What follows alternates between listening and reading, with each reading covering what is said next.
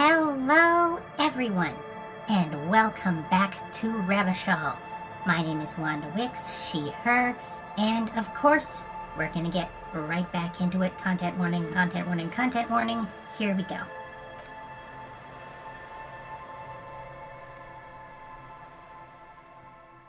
Now, you might recall that in our last session, we just got the Cop of the Apocalypse thought, which unlocks our inland empire. I had been waiting for that. And we are going to talk to the Hardy Boys, to Titus Hardy in particular, but because we have unlocked that inland empire bonus, there's exactly one person that we're going to talk to first. And fair warning, he's kind of gross. But before we talk to him, I want to take a moment to talk about talking, if I may.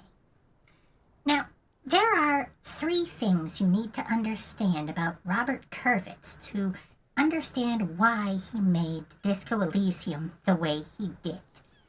The first, of course, is that he's Estonian, a country that has been occupied by both the Nazis and the Soviets, which is what inspired his understanding of politics.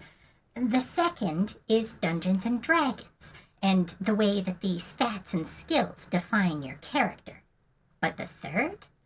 The third is the time in which this game was made, the mid-2010s. It came out in 2019, and specifically Twitter, as it existed in the mid-2010s, in the time that Donald Trump was campaigning. And before, of course, it was taken over by Elon Musk. Kurvitz has stated that he wanted his game to be a steampunk version of The Lord of the Rings, and it certainly contains more text overall than all of The Lord of the Rings. Although, of course, depending on your playthrough, you don't encounter most of that text. And he said that a lot of people these days don't read, which is a fair thing for a novelist who has sold maybe triple-digit copies of his novel to think. But people do read. They read a lot, sometimes for hours a day, on social media platforms like Twitter. And that influenced the way that this game is set up. In most CRPGs or visual novels, the text will appear usually in speech bubbles by the character's head or in the lower third of the screen. But here, the text is over here on the right side of the screen, and when you hear new information, it doesn't replace the old information, it just scrolls up. The UI is designed on purpose to mimic scrolling through your timeline with your smartphone in your right hand. That helps the medicine go down. And since I said the word timeline, I'm going to talk a little bit about the word timeline. To be clear, I am a trans-dimensional scientist, and I'm as guilty as anyone else of using words like timeline and reality and multiverse as though they're all synonyms. But they do mean different things. A timeline is when you, say, get in a time machine, go back to the past, change something, and go forward to the future. You have created a different timeline. But regardless of your, DeLorean, you could never go back and forth enough to get to the world of Elysium. This is a different world from yours. The physics are different. The history is different. So Elysium is its own reality, which has its own timelines.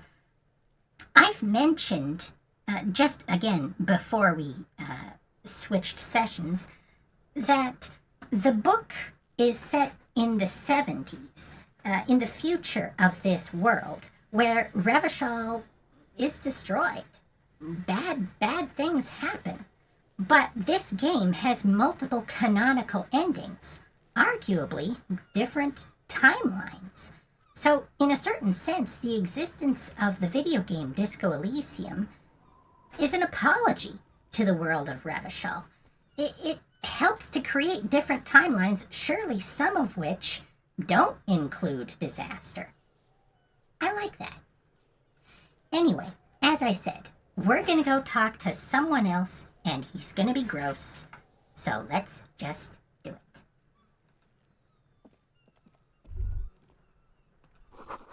The ladder's for kids. It wouldn't hold the weight of a grown man. There he still is, looking right through you with his white eyes. The body below is entirely dedicated to that corpse smell. Emitting it is all it does now. Let go of your nose without throwing up. Ha ha ha. Again, the corpse laughs at you, pus dripping from its mouth. You will never be able to hold it in. It's always too much.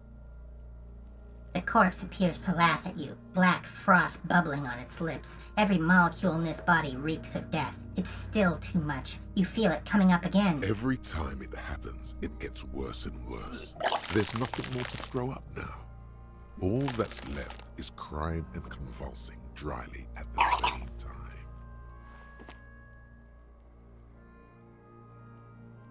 I failed again? The lieutenant is clearly at a loss.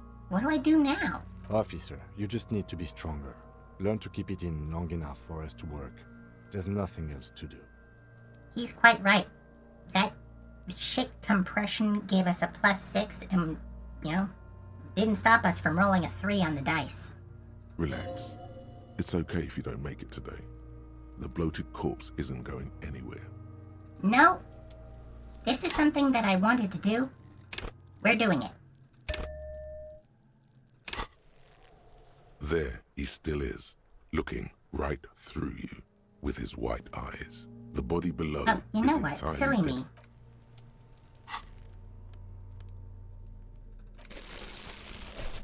Gotta remember to optimize our outfit. There he still is, looking right through you. Actually, hang on. Anything?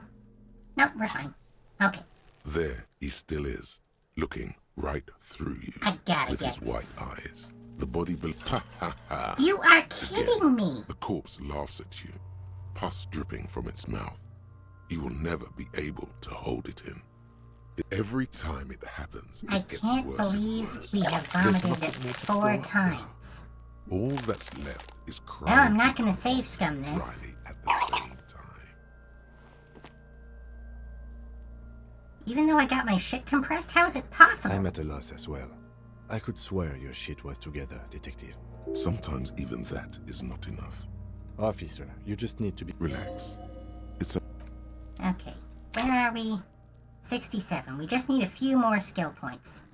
Well, this messes up the rhythm of this stream. I was going to analyze the corpse before talking to the Hardy Boys, but I guess we'll talk to the Hardy Boys first. As you wish, RNG. As you wish.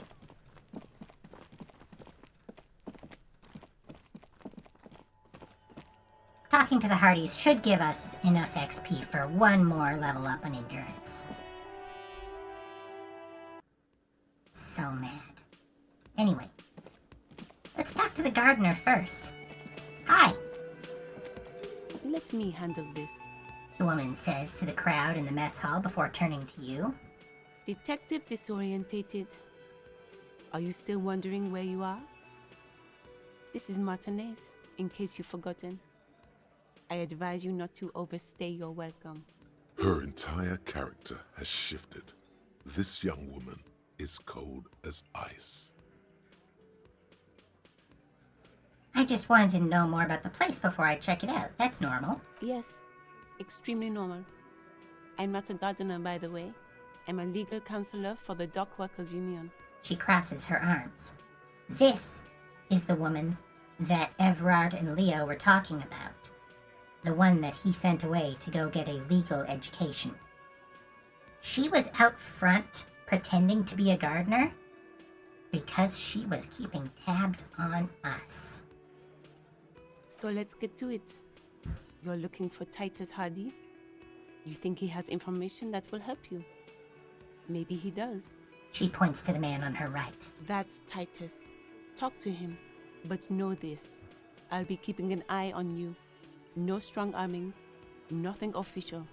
The District of Martinez does not recognize your authority to make arrests.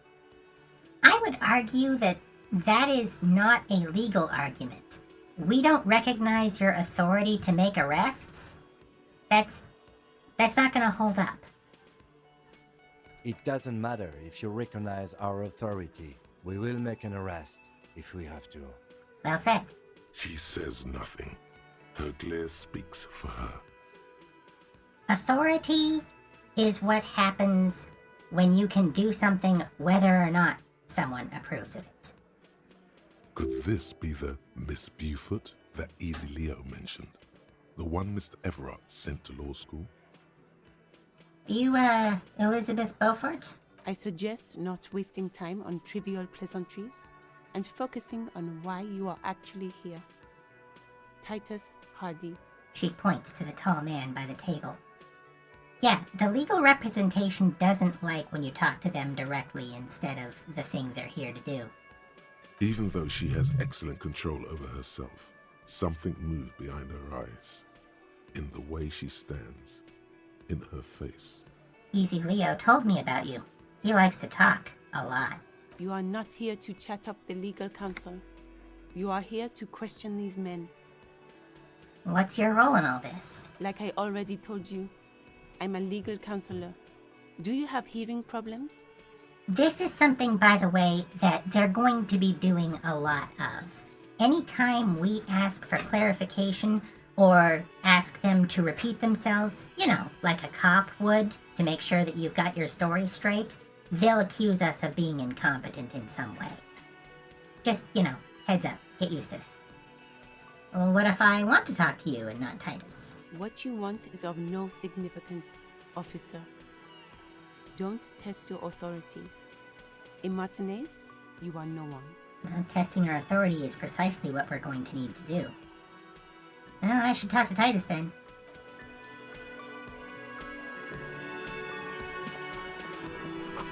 It's a bowl. There's spit in it, reeking of tobacco.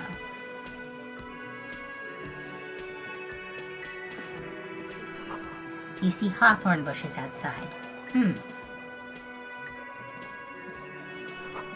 Photos of men in overalls toting guns and Union placards.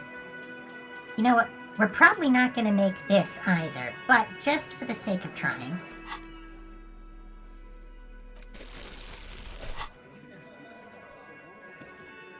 Behind the dockworkers, a ceiling-height window. The hawthorn branches scrape the glass like bony fingers.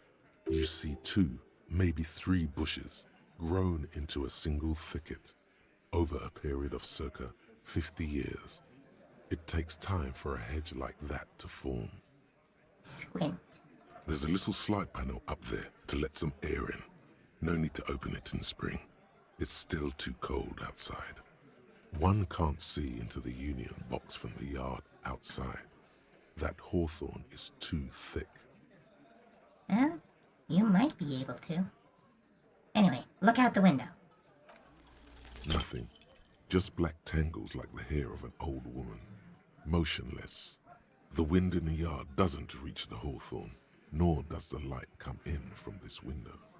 Now, this is something where we get, really, really railroaded. It's not time yet. I will let you know that even if by some miracle we had rolled double 6s and we did succeed at this, we wouldn't be able to proceed with this.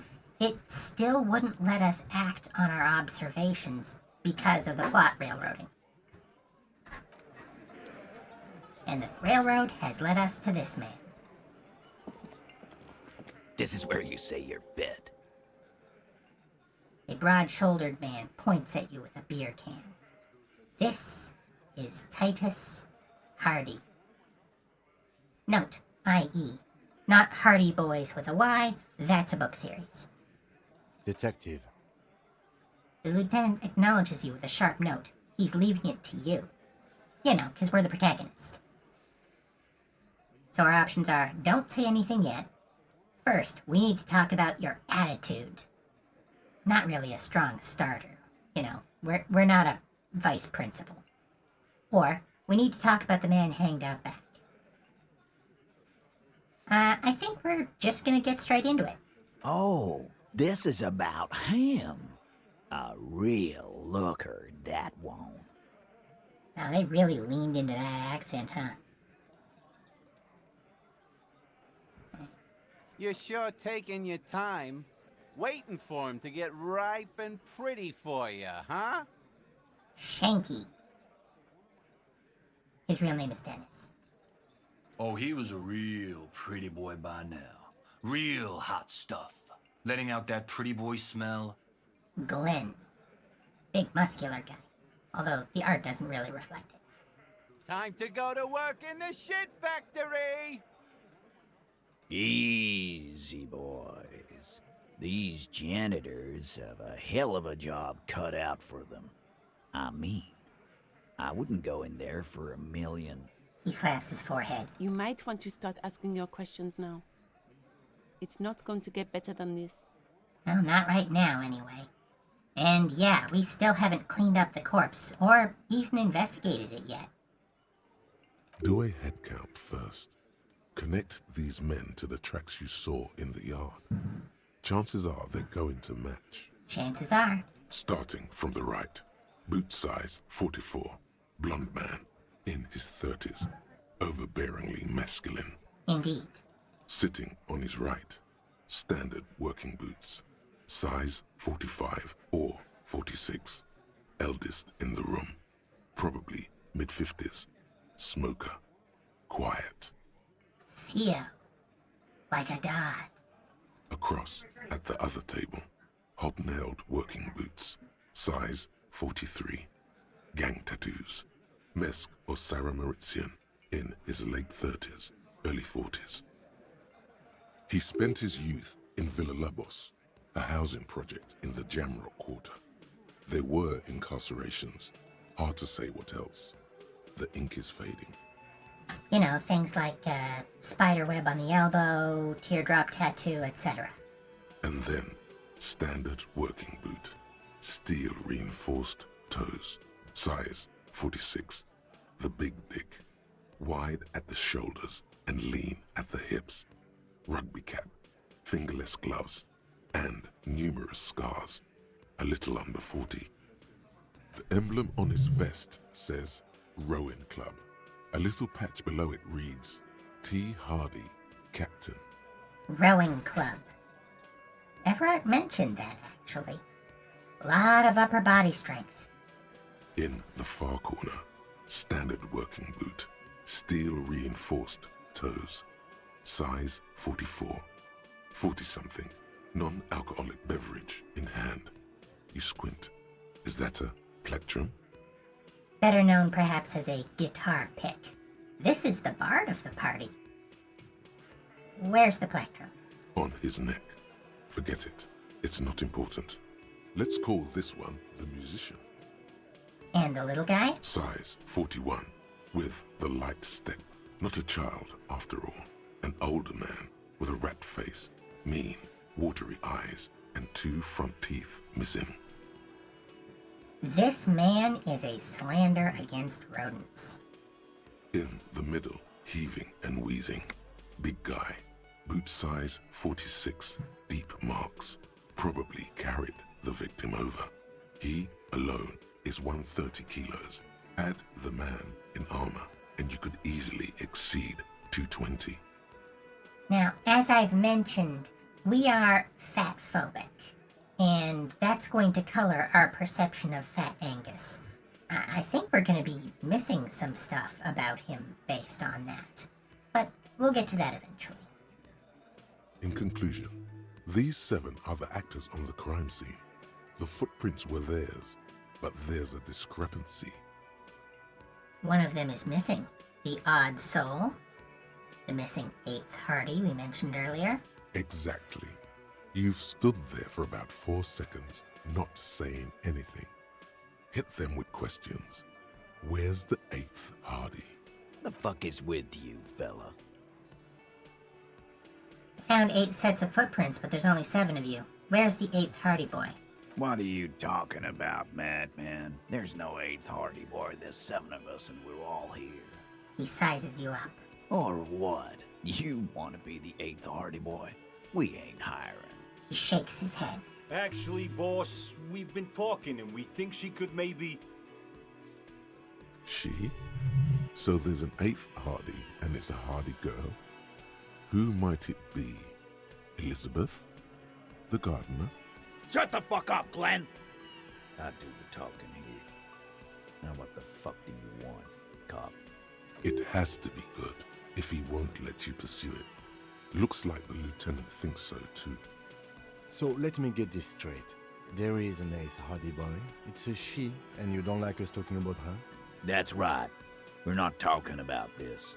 This is a private Hardy Boys matter. Nothing to do with your shit. And He points at the lieutenant. you're not cops here.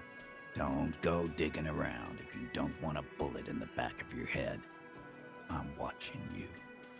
Again, asserting that a cop is not a cop is not the same thing as a legal argument. Good. We are all watching each other. Officer, your question. Well, there's only one. The man hanged in the backyard. Did you do it? The pretty boy. You guys really love talking about that pretty boy. Funny. But my partner and I have a serious matter to discuss with you. Why are your boot prints all over the scene? You mean these boots? He raises his worker boot, size 46, steel reinforced toe. Yes, We all got a pair. We wore them the night we took the pretty boy out back and hung him by the neck. yep. They're not even gonna dodge the question. They want us to know they did it.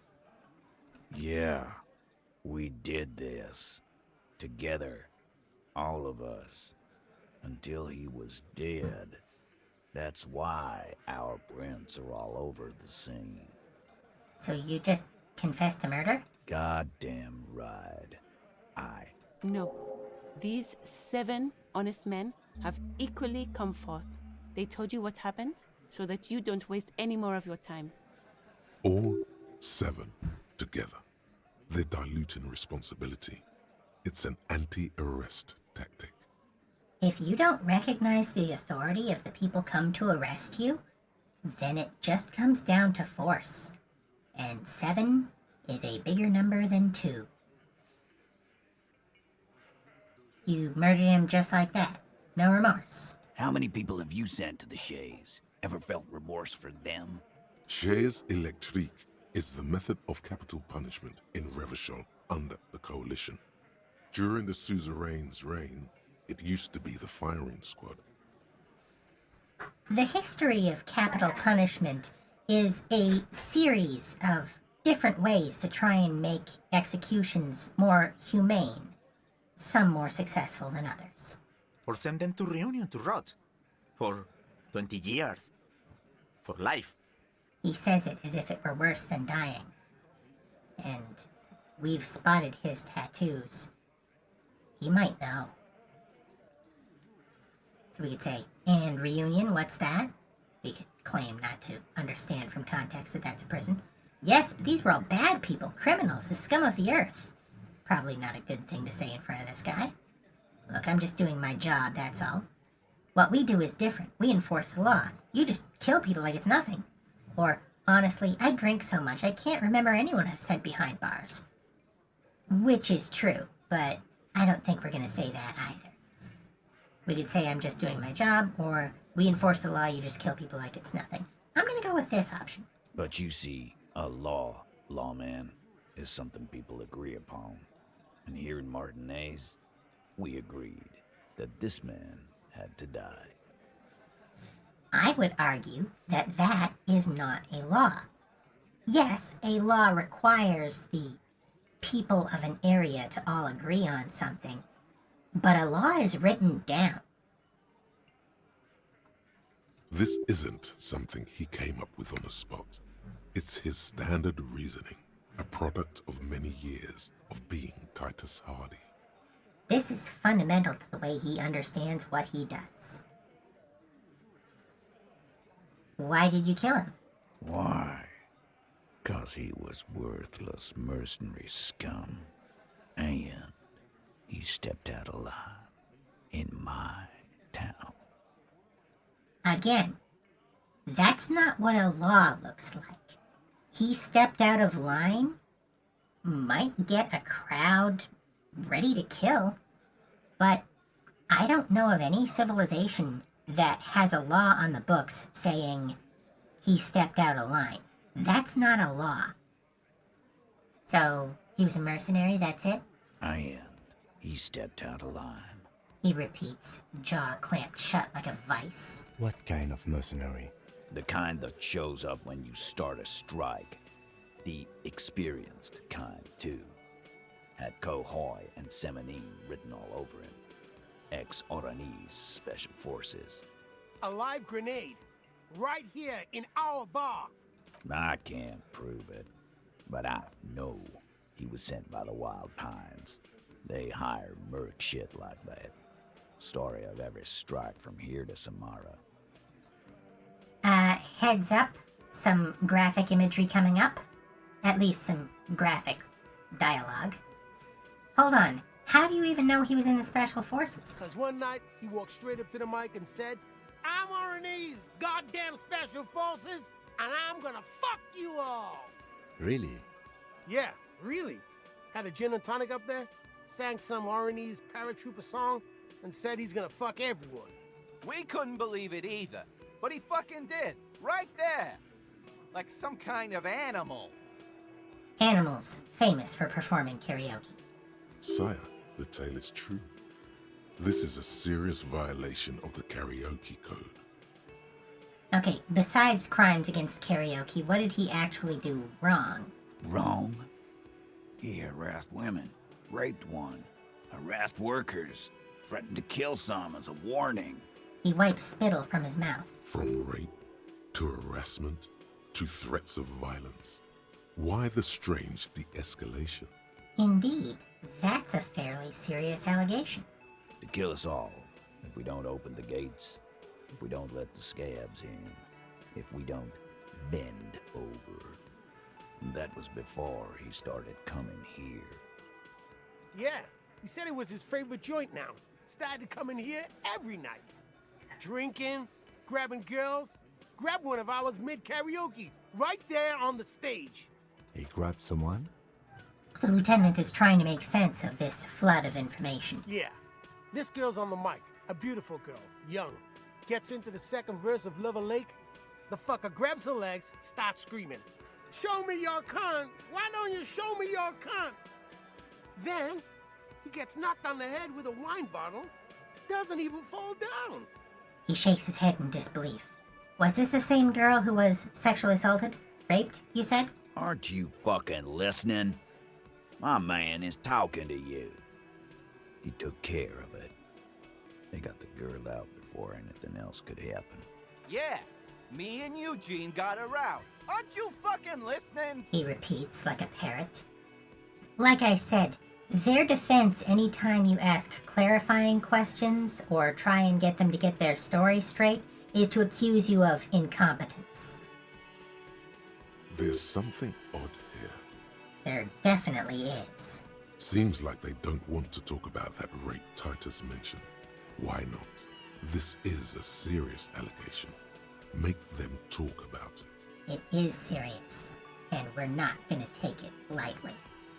Right, but who did he rape then? This is a serious allegation. No, you're not getting the name.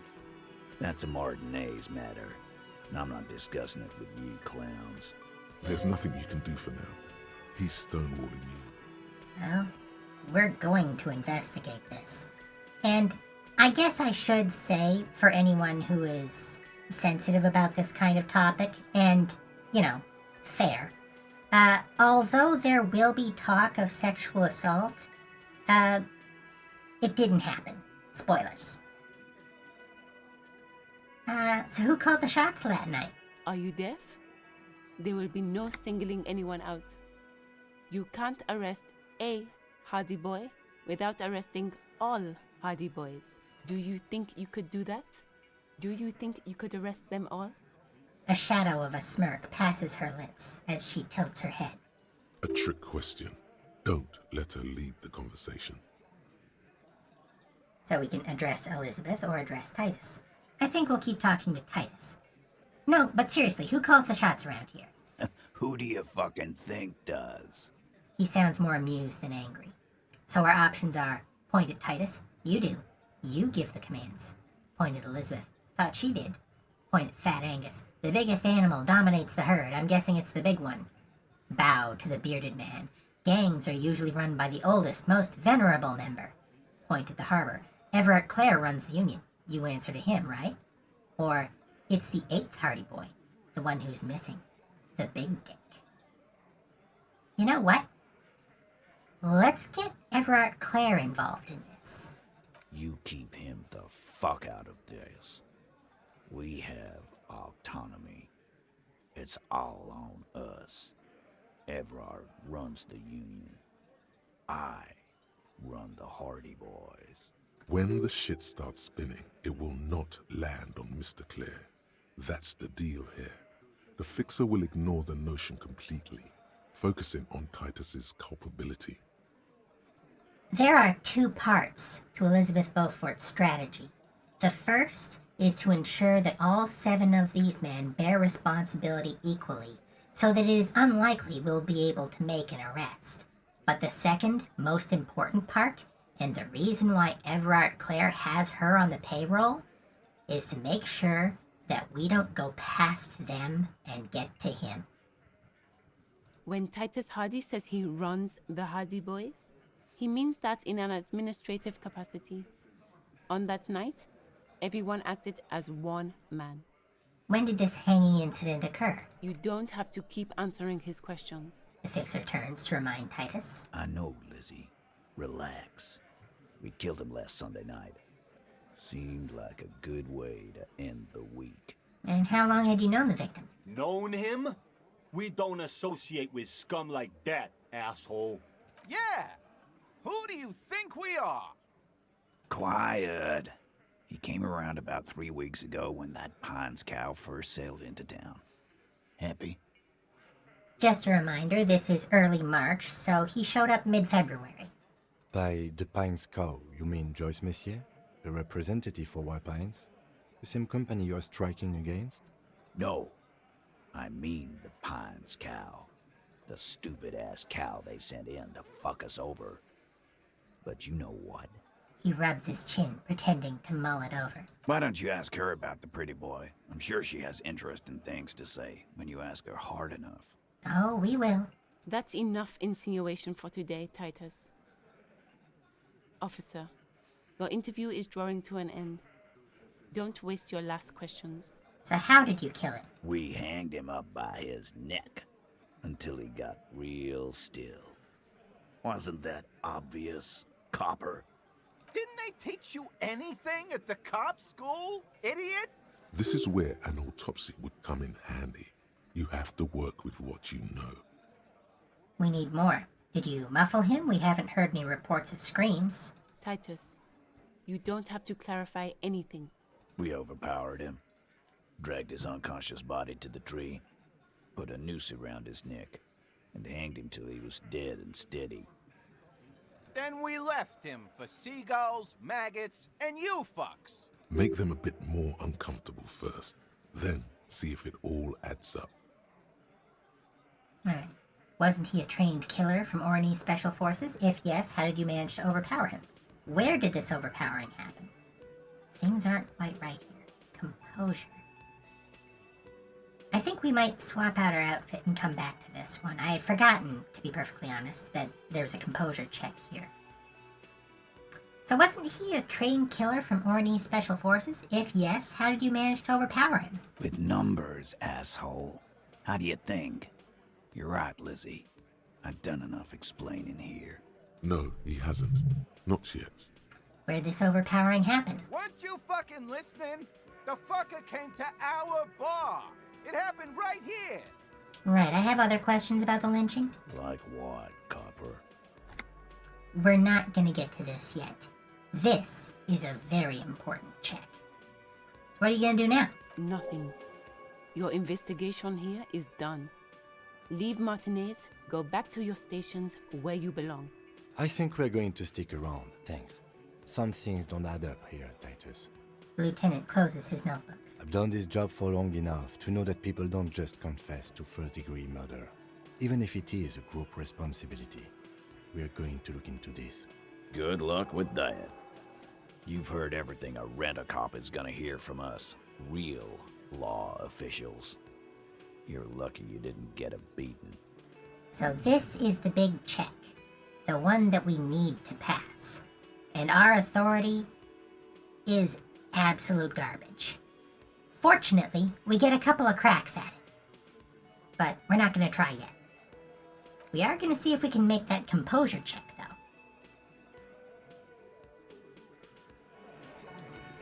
Alright, what do we have for composure? Eh?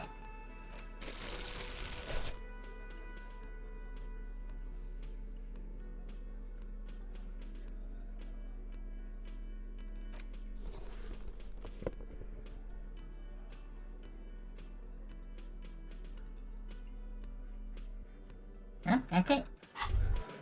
Oh, Hear that? Magnesium. That's what you're lacking. The lack of magnesium has you slouched. oh, I was wondering why we didn't get this one. Yeah, apparently we need composure high enough to trigger this thought. So there's a lack of magnesium in me? This is what Kuno was talking about earlier.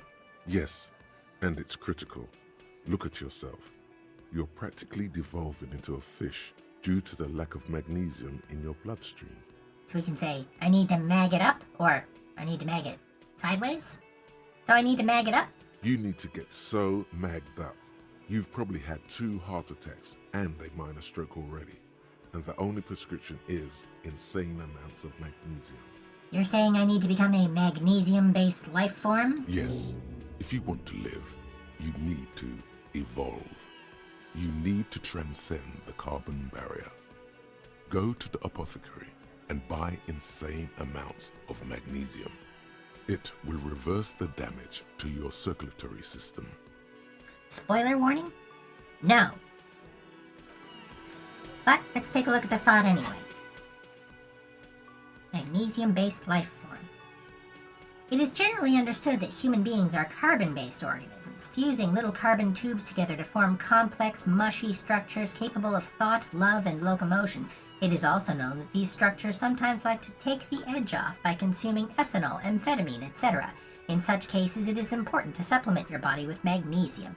Tired? Mag it. Down? Mag time. Liver damage? Maximum mag. Some people say magnesium doesn't really do anything and you just need to quit. What do we tell them? Well, we're not going to tell them anything. We've put on our composure clothing. The circus left town, but the clowns are still here. So we're going to try this.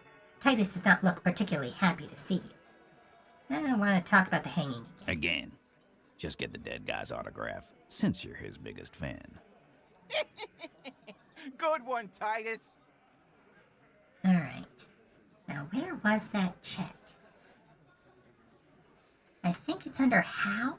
We hanged him up by... Didn't they This is where an autopsy would come in handy. Titus, We over... Then we left it. Make them a bit more There it is. uncomfortable first. Much then better. See if it all adds up. And Shanky might be lying. Titus is solid as a rock, and so are a few others. But First, tell me who's solid. Elaine, who looks like he might be Titus's right-hand man, the least antsy of the bunch. Definitely not his first time being questioned by the police. This little rat-faced fellow is solid too. Always fidgety, yes, but no change there. Him neither. Mostly keeps to his tomato juice, or whatever he's got there. So who's cracking under the pressure?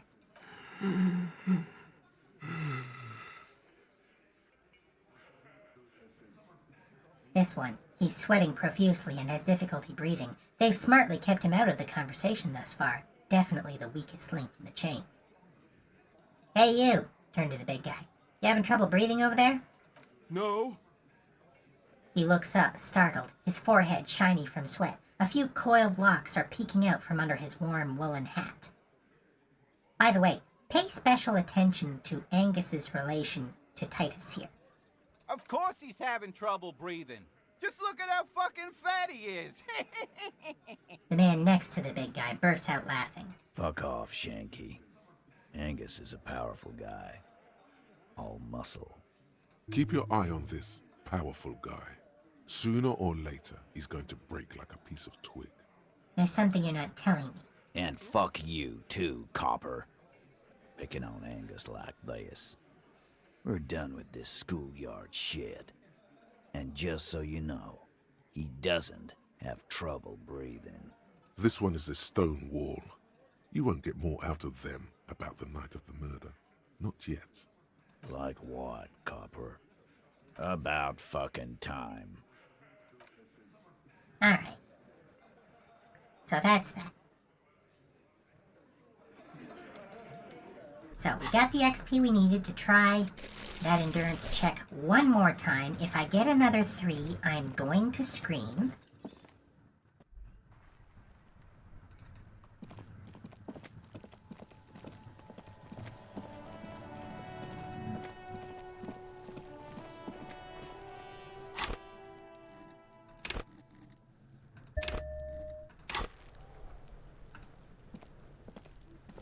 There he still is, looking right through you with his white eyes. The body below is entirely dedicated to that corpse smell. Emitting it is all it does now. The only way we lose this is on Snake Eyes. Even if I get a 3 again, we still win. As you breathe in, There we the go. odor Now, comes Ken, over you. come on. It's the smell of the mind telling you to run, and your stomach to wring itself empty. With your hands at your sides and your eyes squinting, you stand in it. It's a puzzle. What's hanging in front of you is a puzzle of decaying flesh, tattoos, and tendons. This delicate machine, ready for picking. Instinctively, you crack your fingers. Do they always do that? They do after 7 days, yes. We are deep in decomposition here. Step closer. The man before you is naked, but for a pair of underpants and enameled boots. His skin is greenish, marbled with decaying veins, and blotched by lividity. A fading web of tattoos covers his chest and shoulders. The cargo belt used to fasten him to the branch above appears industrial in strength. Inspect the boots. The material appears to be ceramic. Its clean white stands in stark contrast to the decaying flesh above the knee. The man wore thick polymer socks, probably for padding. A fine array of interlocking plates covers them. Delicate and fragile, they feel alien to the world around you, out of place somehow. These are clearly not boots. They're armor, possibly part of a larger set. These aren't just boots, are they? This is the armor he was stripped of. Indeed. Technically speaking, these are sabatons, not boots. Oh, the lieutenant uses a memo technique, A6. That's not just any notebook. It's a classic. Thanks, super useful to know. It's all you, baby. What kind of armor is this exactly? Ceramic plate. Zirconium dioxide, most likely. This is where the make would be. Where? Under the hill. Fairweather. Fairweather model T500 VE. I'm guessing that's vitreous enamel. This is advanced stuff. Where's the rest of it? Scavenged by the locals? Piece by piece. He's been out here for 7 days. It would be odd if they didn't. Kinda looks like Stormtrooper. We should keep a lookout for these species. The armor could yield information. This is one thing he might actually know. Maybe he was just wearing these boots and there is no rest of the armor? No, I think he had something precious underneath the clothes. They had to remove the jeans and shirt we found to get to it. And this kind of armor is often worn under fabrics. Nice. That makes sense. What if they told him to strip before they hung him, to demean him? They usually hang them completely naked for that. La puta madre. The Mazda. the Besmerties and the like. This one still has his underpants. He's referring to the gangs. We've seen them referenced before. Puta Madre, Mazda, not named after the car, named after Ahura Mazda from Zoroastrianism, etc. There's a lot of gang violence in Revachol. Fucking talking about underpants. Clearly, Kuno would like to interject something here, but there's not enough for him to hold on to. The material looks out of place here. It is. It's expensive. The lieutenant draws a line in the condensation on the ceramic with his index finger. We've requested similar material for our tactical units for years now. The constabularies deemed it too costly. In that time, we've lost 6 men to semi-automatics. How much we talking about? For a full set, about 4 years of wages. For the northwest region of Revachol, an officer's average yearly income is 5,500 real, unadjusted for rank. 5,500 real is a cop's annual salary. The exchange rate of real to any currency you would know is nebulous at best, but that's not very much. Presumably, we make more because of our rank, but yeah. So we could say my yearly pay is 5,500 real? Not too much, yes. It's enough. The lieutenant nods, wiping his finger on his sleeve. How could this man afford such expensive hardware?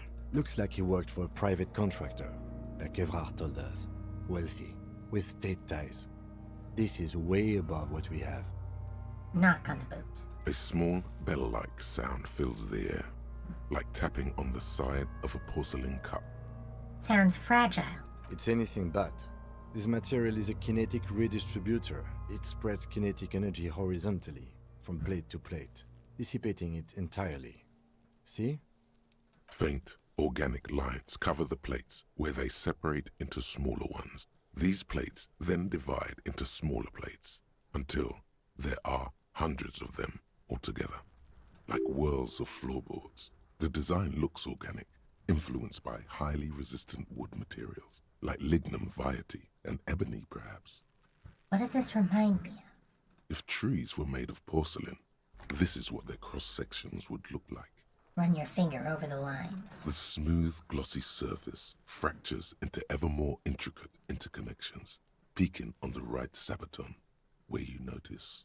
The whirls are in the shape of a letter and number combination, E50, 100, 1000.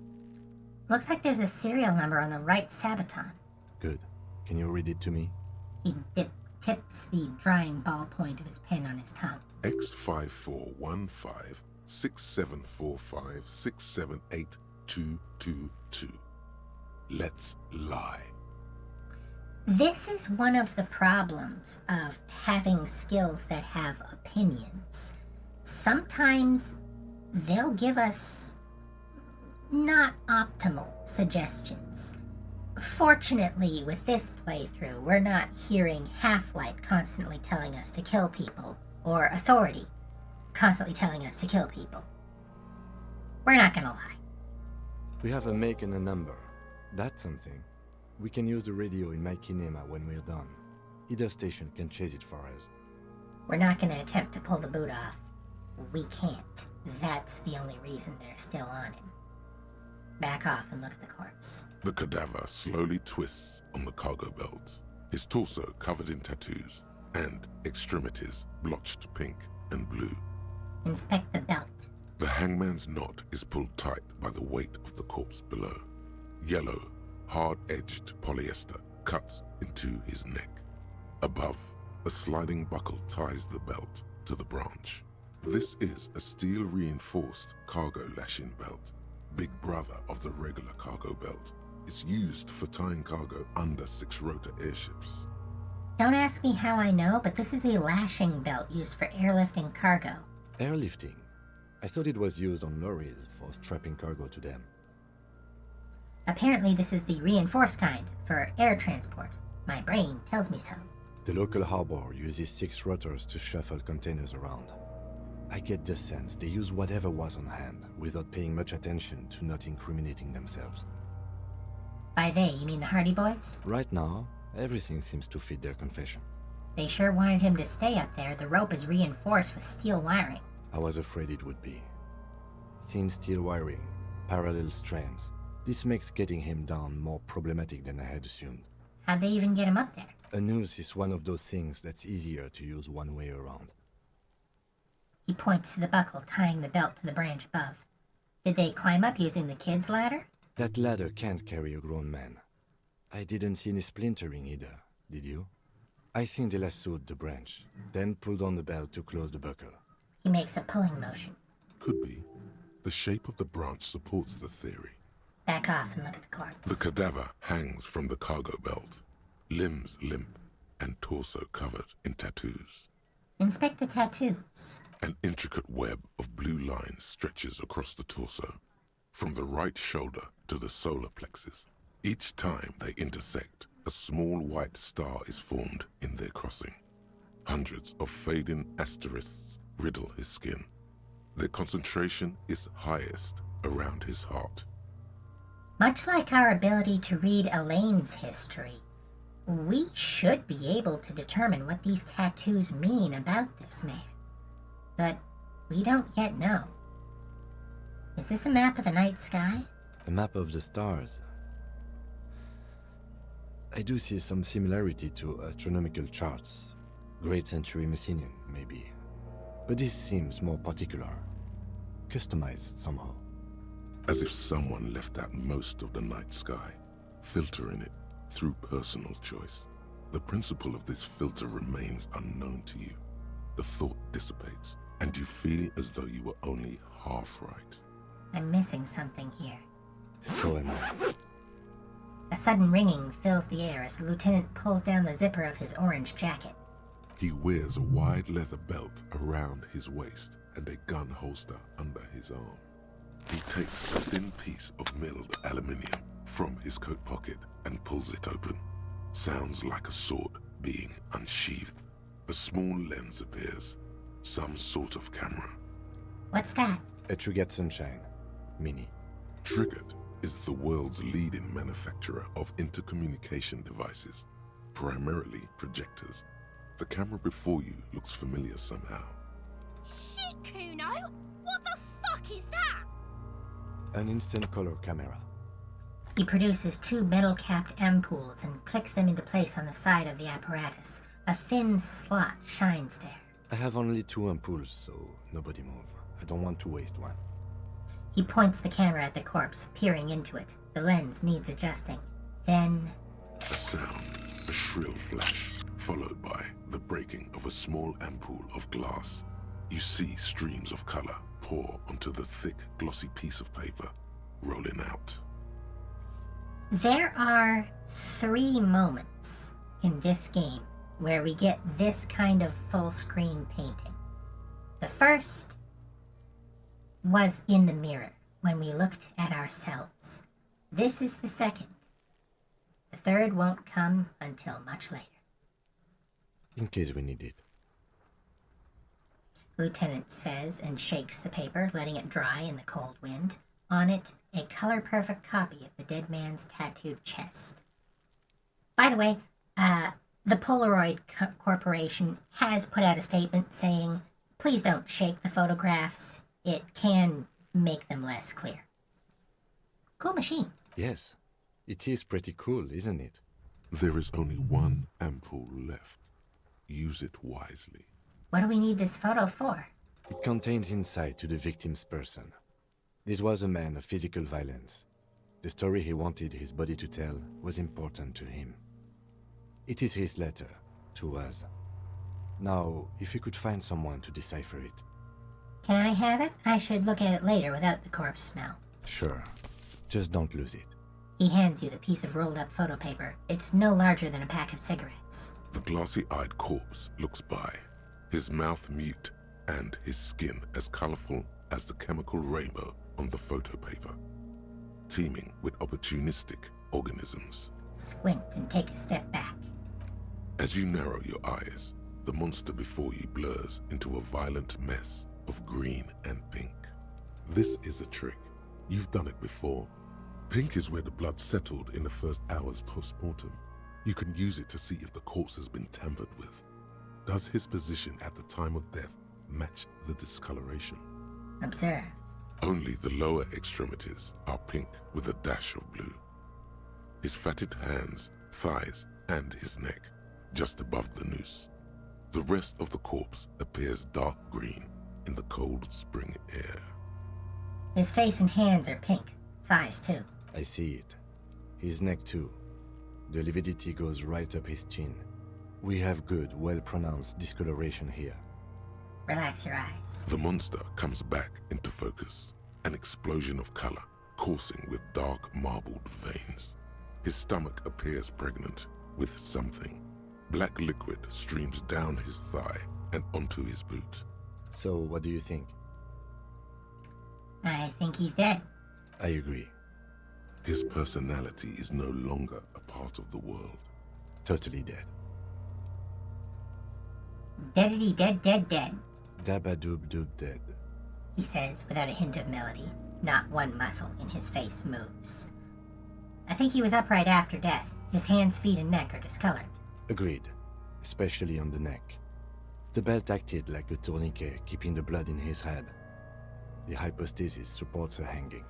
You would still like the hypostasis marks in the neck to be a bit more pronounced. For some reason, my brain would like the pink to be more pronounced, especially in the neck. Maybe it looks faint to you?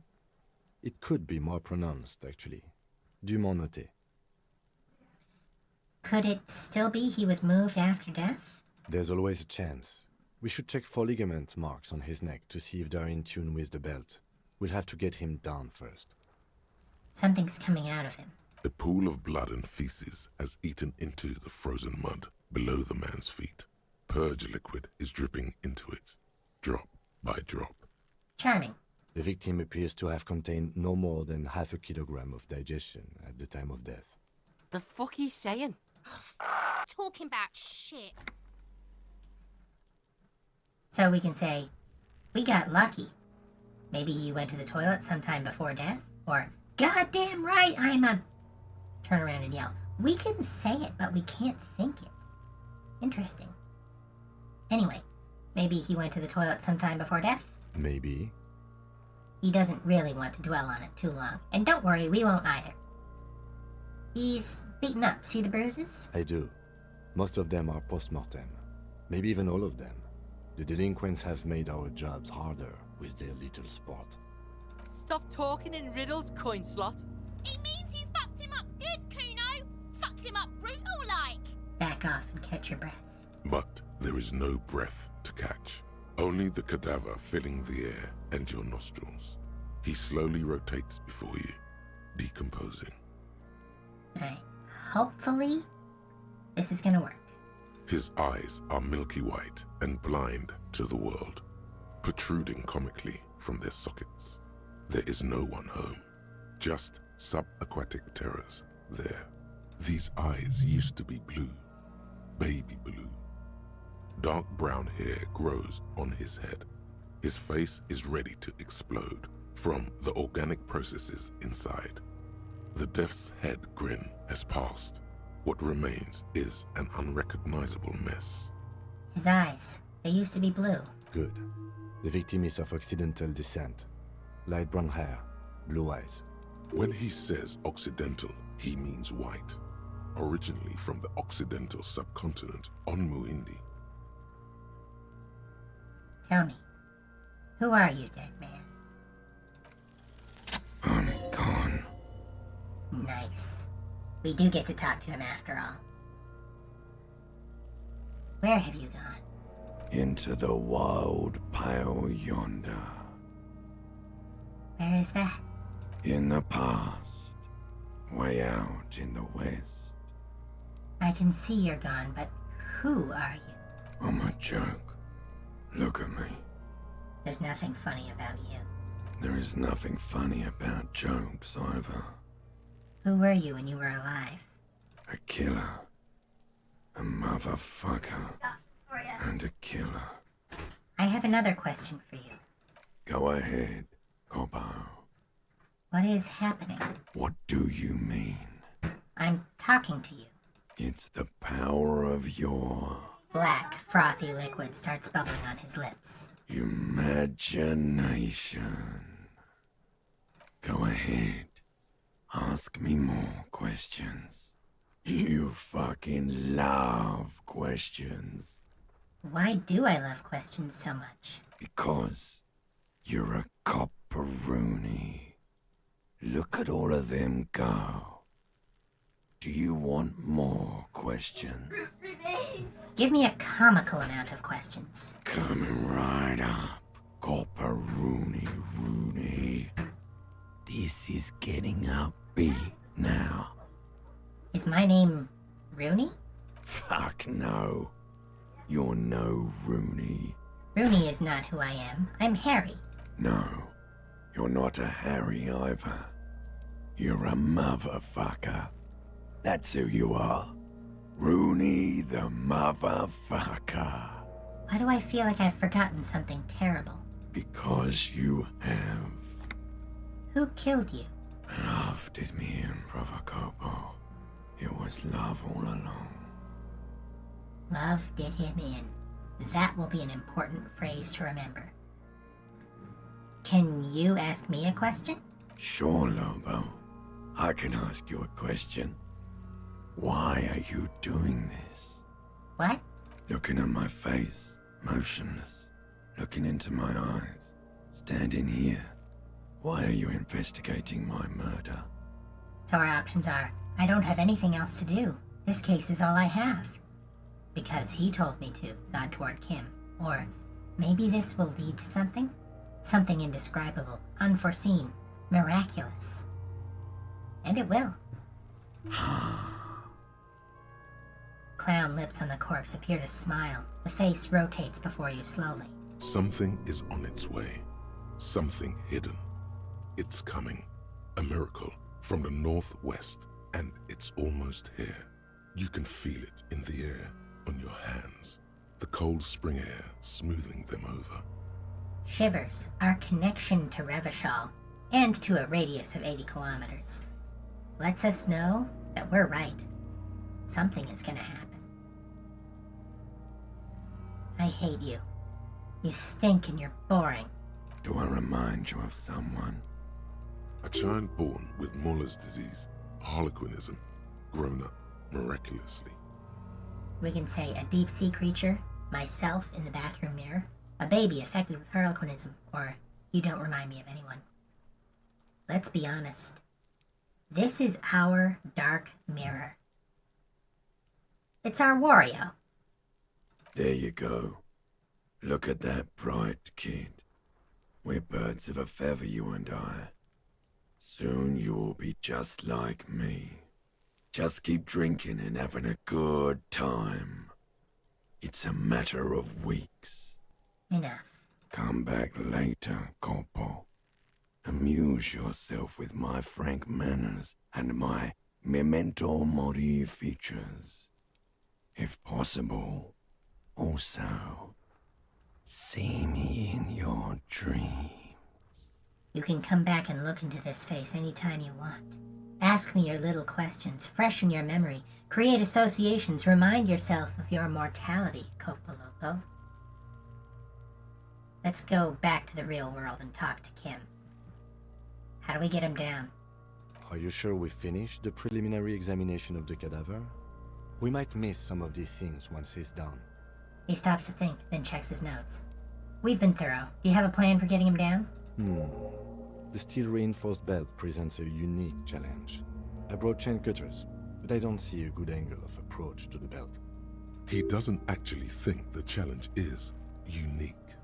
He thinks it's frustrating, annoying, and harder than he thought. The cadaver is a good 1.2 meters up. Neither one of us can reach the belt without assistance. And even if we do, there's the question of cutting the airship strength material. An acrobatic maneuver would solve this situation. Nothing can go wrong with a good maneuver. Can't someone else do it? Someone else? You mean like the police? I mean someone who's below detective. Someone like a paid garbage man? Or a cleaning crew? I have bad news for you. That is a detective. You may recall from our cases that we've had to clean up, among other things, a couch in an unexpected location. I know it's hard, but I assure you, the others won't come to help us. And we have a growing sanitary concern here. We need to get him down, fast. We could bring your motor carriage over, cut the belt from the roof? I have thought of that, yes. But the tire tracks would compromise the scene. Any prints would become illegible. That's if we get it through the hole in the fence. Also, my MC has a sloped roof. It's a sports model. The roof is slippery. An all-around bad platform to stand on. How about I take you piggyback? How about I take you piggyback? After a moment's silence, he raises an eyebrow. The fuck are these pigs talking about? Are they bank or something? Oh, it's fucking boring, Kuno. Wish they'd fuck already. Lieutenant, you mean it rhetorically, right? You're criticizing my idea? Yes, it's not a good idea. Fair. It's a fucking hilarious idea. You two puscapars get on top of each other and fuck. Again, finish. In silence, the lieutenant gives you a meaningful glance, as if to say, case in point. We could saw the branch. Climb up there and saw the branch? It seems unclimbable, cause the ladder is treacherously rotten, but you could use your hands and feet to reach around the tree, then hang from the branch. I could do it. It's well within my repertoire. Honestly, I prefer a non-acrobatic solution to this. Why? Clown cops climb tree, fall down. Enraged cop assaults children after falling from tree. Cretin cop, they like that word, saws the branch he's sitting on, literally. Local children report corpse mutilation. Fuck yeah, climb that shit, monkeys.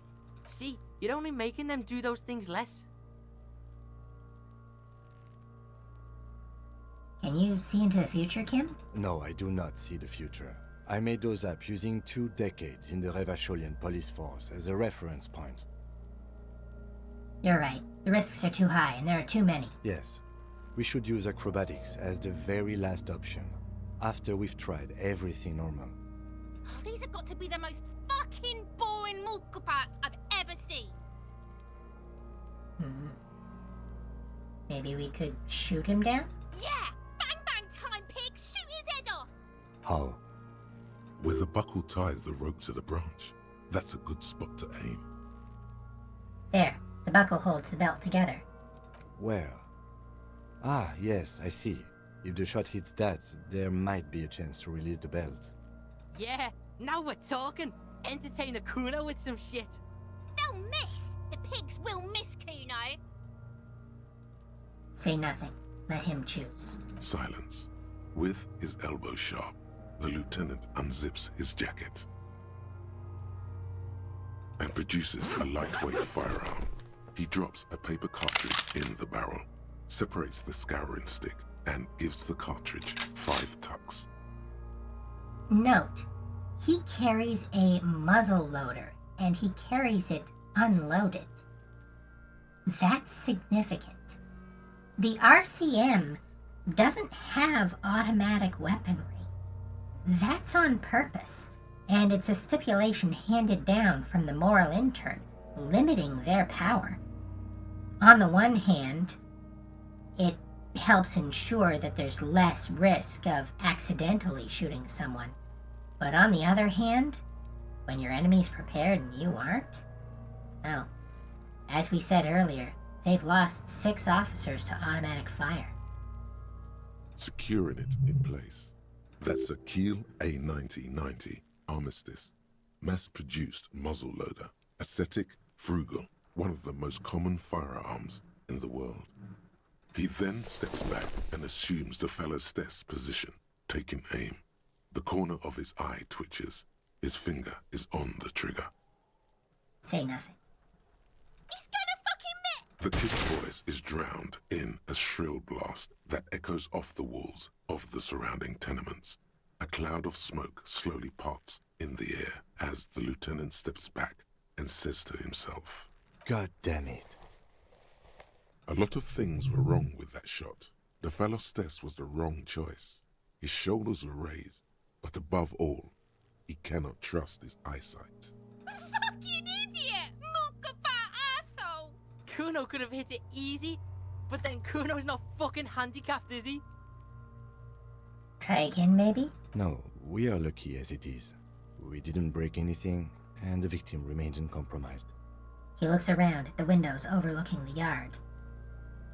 Consider that angle and the parabola that the bullet would have taken.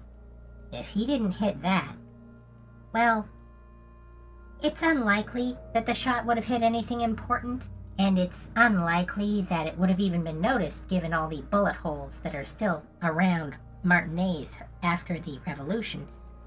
But it's not a great thing for a cop to be doing, just in general. Any more mistakes could put us in an unfortunate position with the locals. We have eyes on us. I didn't do us any favors with that. We're not gonna tell him to get his shit together. His shit is together. He's Kim Kitsuragi. That's his defining characteristic. What now? I have to say, it's beginning to look unlikely we can get him down without assistance. You know, you don't feel like too bad of a shot yourself. Can I have the gun? I should try. It's bad as it is. Us shooting firearms like punks.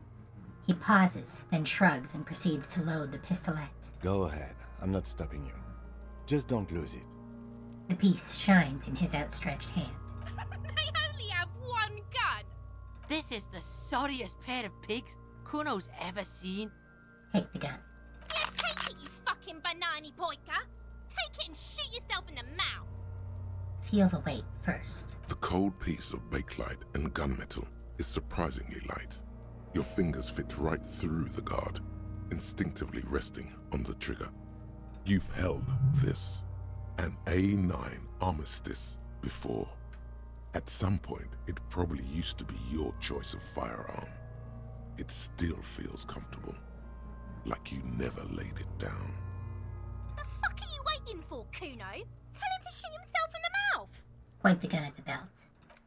The buckle comes into focus in your sights. You stand with your feet planted firmly in the ground and your left hand supporting your gun arm. Why don't you just shoot yourself in your mouth? At least you won't miss. Close your left eye first. Your field of view narrows. The branch slowly moves, becoming entirely two-dimensional. The metal buckle glimmers, catching the noon light as the corpse slowly rotates. The slow movement of the branch in the wind and your shoulders directing the gun sync up, dancing hypnotically. Look, he's crying! You gonna cry now, fucking faggoty? I'm not going to go down this route, but we do have the option to point the gun at Kuno S. And I'm going to let you know that if we do, she stands up and spread her arms and says, "Do it, set me free." And then you do have the option to shoot her. That is a game ender. You cannot shoot a child, even a child like this, and continue to be a cop. We get one shot at this. I really, really, really want to make this. Everybody, cross your fingers. Yes. The buckle explodes into tiny pieces, coming loose with a whir. With your hand numb from the recoil, you look at the body slumped down. For a moment, the man appears to kneel in front of you, looking straight at you, helpless, trapped within itself. Who killed you? Communism. That is also going to be important. Love did him in, but it was communism that killed him. It takes a millisecond for the association to flash within your cortex. You have no idea where it's coming from, only that it's right. Then the rigor in his muscles gives up, and he smashes sideways into the spring mud, letting out a horrid stench. So our options are, you've been policed. RCM, baby, RCM. How did I do that? Or, who's laughing now, you little shit? I think this one has the most dignity. You've been policed. Aces high. The lieutenant raises his right hand, waiting for you to slap it. The ace is high, a custom invented by the aerostatic brigades during the revolution, is used to celebrate success in Revachol, especially in sports. The gesture is spread across the world, despite the defeat of the revolutionaries themselves. You could add an ace's low to it, if you like, by turning your back after the high and waiting for another. Okay.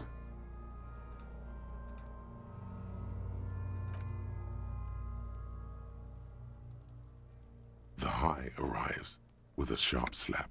As you turn around, there is a moment of doubt. Feels like that low ain't gonna connect. Oh no. The lieutenant is not gonna leave us hanging. Chill. It's gonna connect. But then it does, and with furious precision. The lieutenant is not one to leave an ace's low hanging. I knew these guys were Yeah, we're faggots. Got a problem with it? Kuno cracks with laughter. Sounds like someone strangling a seagull. It's clear he enjoys himself. I knew they suck each other off. Ta-da!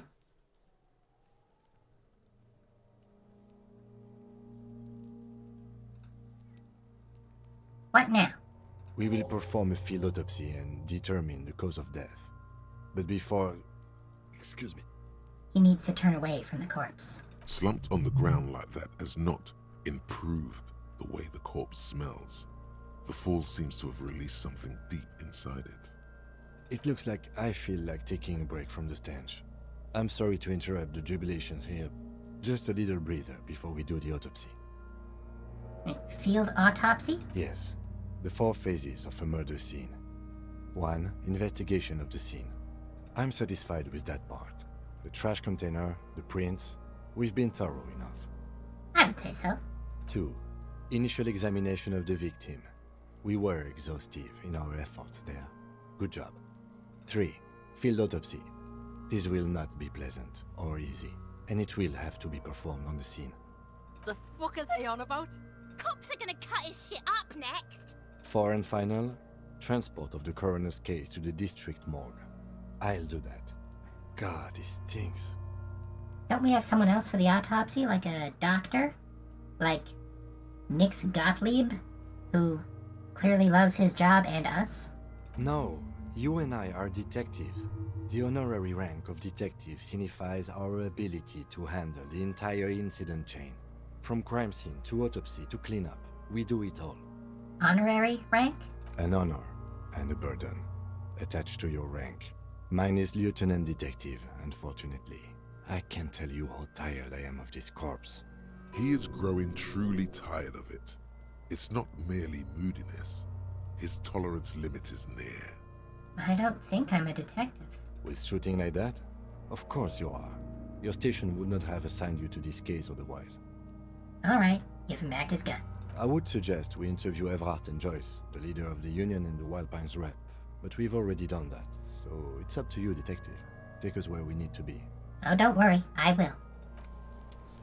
First up, let's talk to Kuno about that armor. Excuse me. If you could just... Yeah, thank you. Fuck does Kuno care? Not gonna try this next. But we are gonna try it. I have more questions about the crime scene. Yeah? The kingdom of Kuno? The fuck do you want with it? Yeah, whatever. Kuno doesn't give a shit. The body. The fuck about it? There we go. Where's the rest of his armor? Kuno doesn't give a shit about the armor. How come? Kuno's fuck gimp's got one big thing wrong with him. He's a fucking mutant. A mutant? Look at him. Fucking growth hormone shit. He's a giant. The armor's too big for any man. Kuno doesn't give a shit about that freak armor. Kuno threw that shit away. What do you mean you threw it away? Kuno tried to get the helmet on. It was too big. He performs a kickoff on the imaginary helmet. Kuno kicked that shit in the sea, rugby style. That shit means nothing to Kuno. You threw it in the sea? Yeah, that shit means nothing to Kuno. Kuno doesn't give a shit about material shit. Kuno's a fucking monk. You wanna fuck on someone about that armor? Go fuck the mustached union fuck. The jolly troubadour shit at the gate. What do you mean, troubadour? Yeah, cock and boot. You know that jolly union cow fucker? Came around talking about cows or some shit? Came around pretending like he cares about cows? That would be the boyadero. He's a cowboy. He doesn't literally care about cows. Yes, you met him at the gates. The one with the boots and the jolly smile. You mean Mañana? Yeah, he's the one you want to talk to. He's fucking crazy about that armor shit. Coming here pretending like he likes cows. Trying to catch a peep at Kuno's armor. Curious, my liege. Why did Kuno feed you this information? And you're just telling me this out of the kindness of your heart, Kuno? Yeah, Kuno's doing charity today. Kuno Day. Kuno feels sorry for you two loser pigs. Kuno's doing pity now. Still, seems suspicious. He may have it in for that guy. Or you may be paranoid. That is also a possibility, sire. There are contusions all over his body. You do that? Fuck are you talking about? What is this contusion shit? He grabs his head like it's suddenly hurting. He says you're stupid, Kuno. They want to make you stupid again. A contusion is a bruise. I'm talking about the marks your stones left on the corpse. Oh, did Kuno make your shit sniffing harder? Obstruction of shit sniffing? This is Kuno's kingdom. Kuno fucking rules here. You hear the lieutenant hum. Alright. You're testing Kuno's patience here. Get lost. Kuno I'm doesn't off. fucking care. Alright. So, let's continue working on this armor. We'll talk to her much later. We can't get up there right yet. Now, as Kim suggested, we're gonna ask Alice at his station. Inside, you see a set of steering levers, a radio microphone, a pull-out tool. This is Precinct 57. How may I assist you? Could you run a serial number from a pair of armored boots for me? Sure, officer. What's the number? And the make of the armor, if you know it. E50 100 1000. The make and model of the armor is Fairweather T500 VE. Got it. I'll contact the ICP database immediately. Call back tomorrow. Hopefully they'll have dug up something useful by then. The International Collaboration Police, ICP, is an inter-Isoleri law enforcement service, the crown jewel in the moral intern diadem, alongside EPIS and the coalition government. It is not the insane clown posse. Done with radio for now.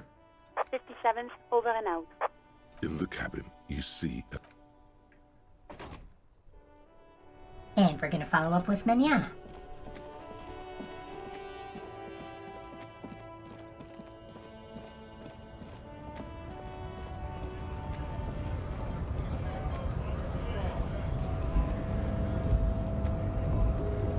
Hola, Wandering Man. How can I help you? That weasel I visited. Turns out he has one hell of a colonial mug collection. Yeah, the janitor who gave me the key to his apartment said the guy's a bit of an asshole. These are all, obviously, political choices.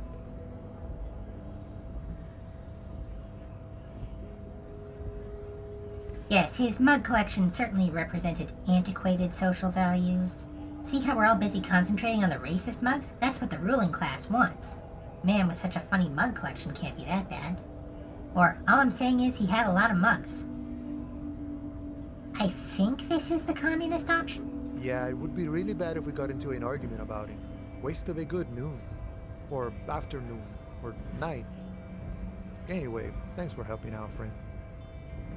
Sometimes characters in this game literally don't know what time it is. Saves on having to write dialogue. You know anything about the Hardy Boys? Los Ardis? They're an independent militant group. A bit too high-strung, but it comes with the responsibility. They're sort of like you. Preserve the rule of law and all that. Except it's Everard's law. But really, they're just like you. We're gonna be hearing that a lot. Kuno told me you were supposed to know about the armor. The little boy had a good on his promise. His promise? To get me into trouble. To sick the pigs on me. Pardon the choice of words. Not mine. What happened? I was asked to look into that armor situation. Official Union probe, you know. Track it down, see who took it. Did you? At first I thought, why not? Maybe the pieces can feed the strike. Buy us a few more days under the sun, you know? So I went to this boy. He said he'll make me his prison bitch. He's got eyes everywhere, the cops in his pocket, and he's the king of Jamrock. Serves me right for doing menial footwork. I dropped that probe right then and there, and it still got me into trouble. One bad move is all it takes. So Kuno used us to, what, scare you? It's a minor nuisance. It's all good. He contemplates taking a swig from his flask. You probe into the armor. What did you learn? I learned that people don't want to talk to a drunk Union man about some armor. They keep referencing the fact that he's drinking. On the job, ? It makes sense that he wouldn't have a problem with helping his fellow strikers also enjoy themselves. Again, I am so disappointed that there is no dialogue option to inform Measurehead about what's in the borscht. Anyway. What else? Not much. Technical stuff mostly. That was the interesting part. What sort of technical stuff? I did some research into this armadura. Let's say I have friends at the library. I didn't get into the material science, just how it comes off. He's a very friendly guy. He has a lot of friends. Janitors, etc. How does it come off? In parts. 4 in total. The helmet was the first to go. The kid says he tore it off and kicked it into the sea. I believe him. The boots were still on the guy last I saw. Too hard to remove. All the purge fluid dripped into them. So, as I count, there are 2 parts missing. The gauntlets and the cuirass. This is where I left off. Too much hassle. More like a job for some militia. Hold up. 4 pieces? Helmet, cuirass, gauntlets, boots? What about the leggings? Oh, they're just gone. They don't exist anymore, if they ever did at all. Forget about them. I do. Nothing to cover the thighs. I'm gonna find all of it. All the pieces. All of it? There are junior officers out there, eager to prove themselves. I would leave some for them, and I would leave the boots to processing, but okay. Let's find all of it. It's implied he finds it unlikely that you will succeed in this. It is very unlikely. In much the same way that it's unlikely that we'd get a full set of matching phone sportswear. A mesquite epic then, all across Martinez. I hope it will be a real bonanza for you. Thank you for the cooperation, sir. No problem. If you see that kid, thank him from Call Me Mañana. Thank him for showing me the way. Good talking to you. Gotta run. And we do indeed have to run.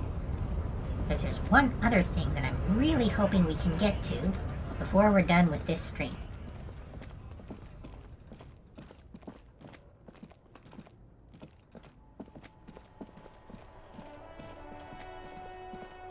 We've got books to buy.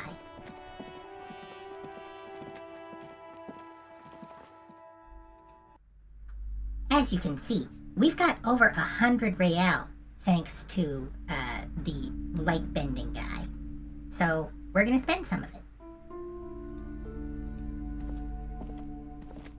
The display rack is brimming with worn paperbacks featuring an extremely muscular, sword-wielding barbarian on the cover.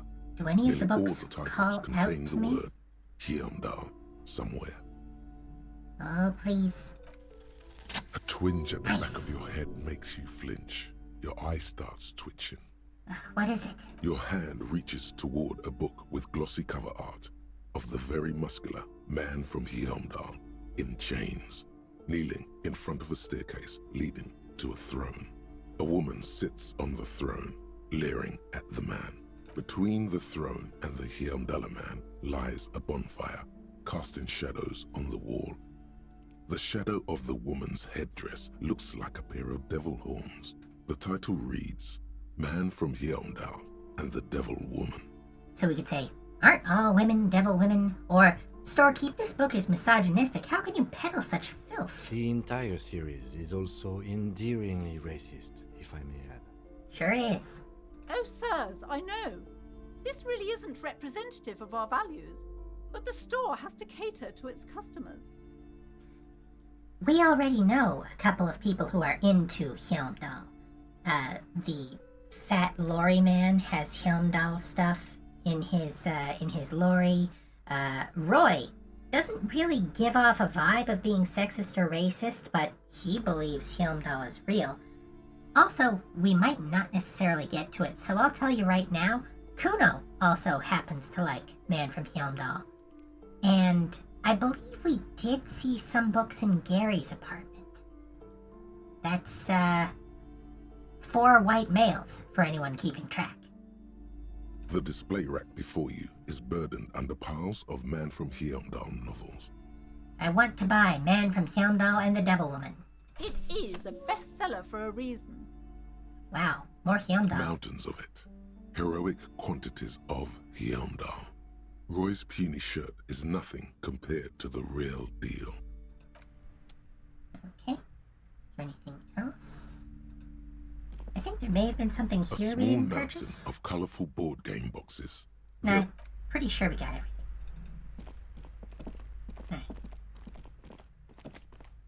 Shelves filled to the brim with crime novels featuring the supposedly stalwart Vespertine detective, Dick Mullen.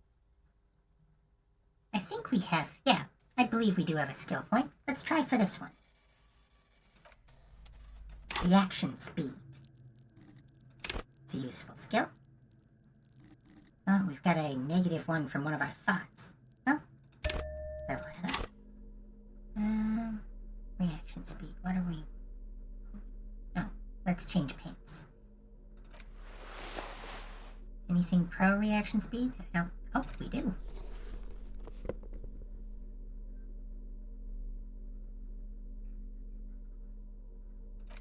Nice.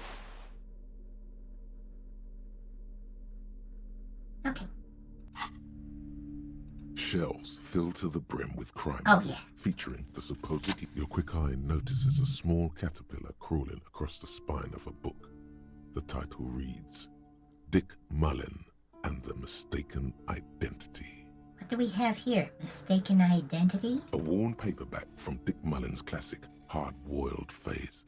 The premise seems to be that Dick Mullen is framed for the murder of his best friend and has just a few days to prove his innocence. Why does this speak to me? Could it be the motifs of unstable identities and shocking betrayals? That's probably right. I'm a complicated guy, full of contradictions. Then this is the book for you.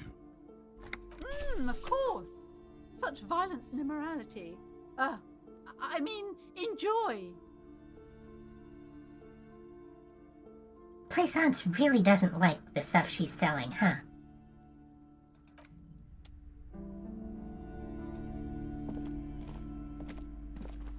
The plaque on the shelf reads, Biographies of Famous People. Anything of note in this shelf? I would say... The Greatest Innocence. Yes, most certainly. It's an important educational tool, delving into the depths of history, religion, and their relation to innocentic power. This is going to be very important to the theme of the game, and we're going to be delving into it much later. Who or what is an innocence? A very influential historical figure. But surely I don't have to tell you that. You're a law officer, and law officers have at least some education. This is like asking, who was Jesus? The book is also very daring. The author aims to re-examine the universal understandings of the innocentic system, creating a fresh vantage point and a shift in the tired order of things. So you recommend it? Certainly. It's prudent for a person to have at least an elementary understanding of history and society. Imagine the chaos we'd be in otherwise. You feel like you should get this one. Definitely. It's important somehow. There's something personal inside. Inland Empire. This is the same sort of hint that drew us towards and then away from our ledger. I'm interested in the Greatest Innocence's book. A true cultural touchstone. Enjoy the read. Browsing through all the books with all their names makes your head spin. None of these seem important or relevant. It's all just vapid egoism. Suddenly, a particularly odd title catches your eye.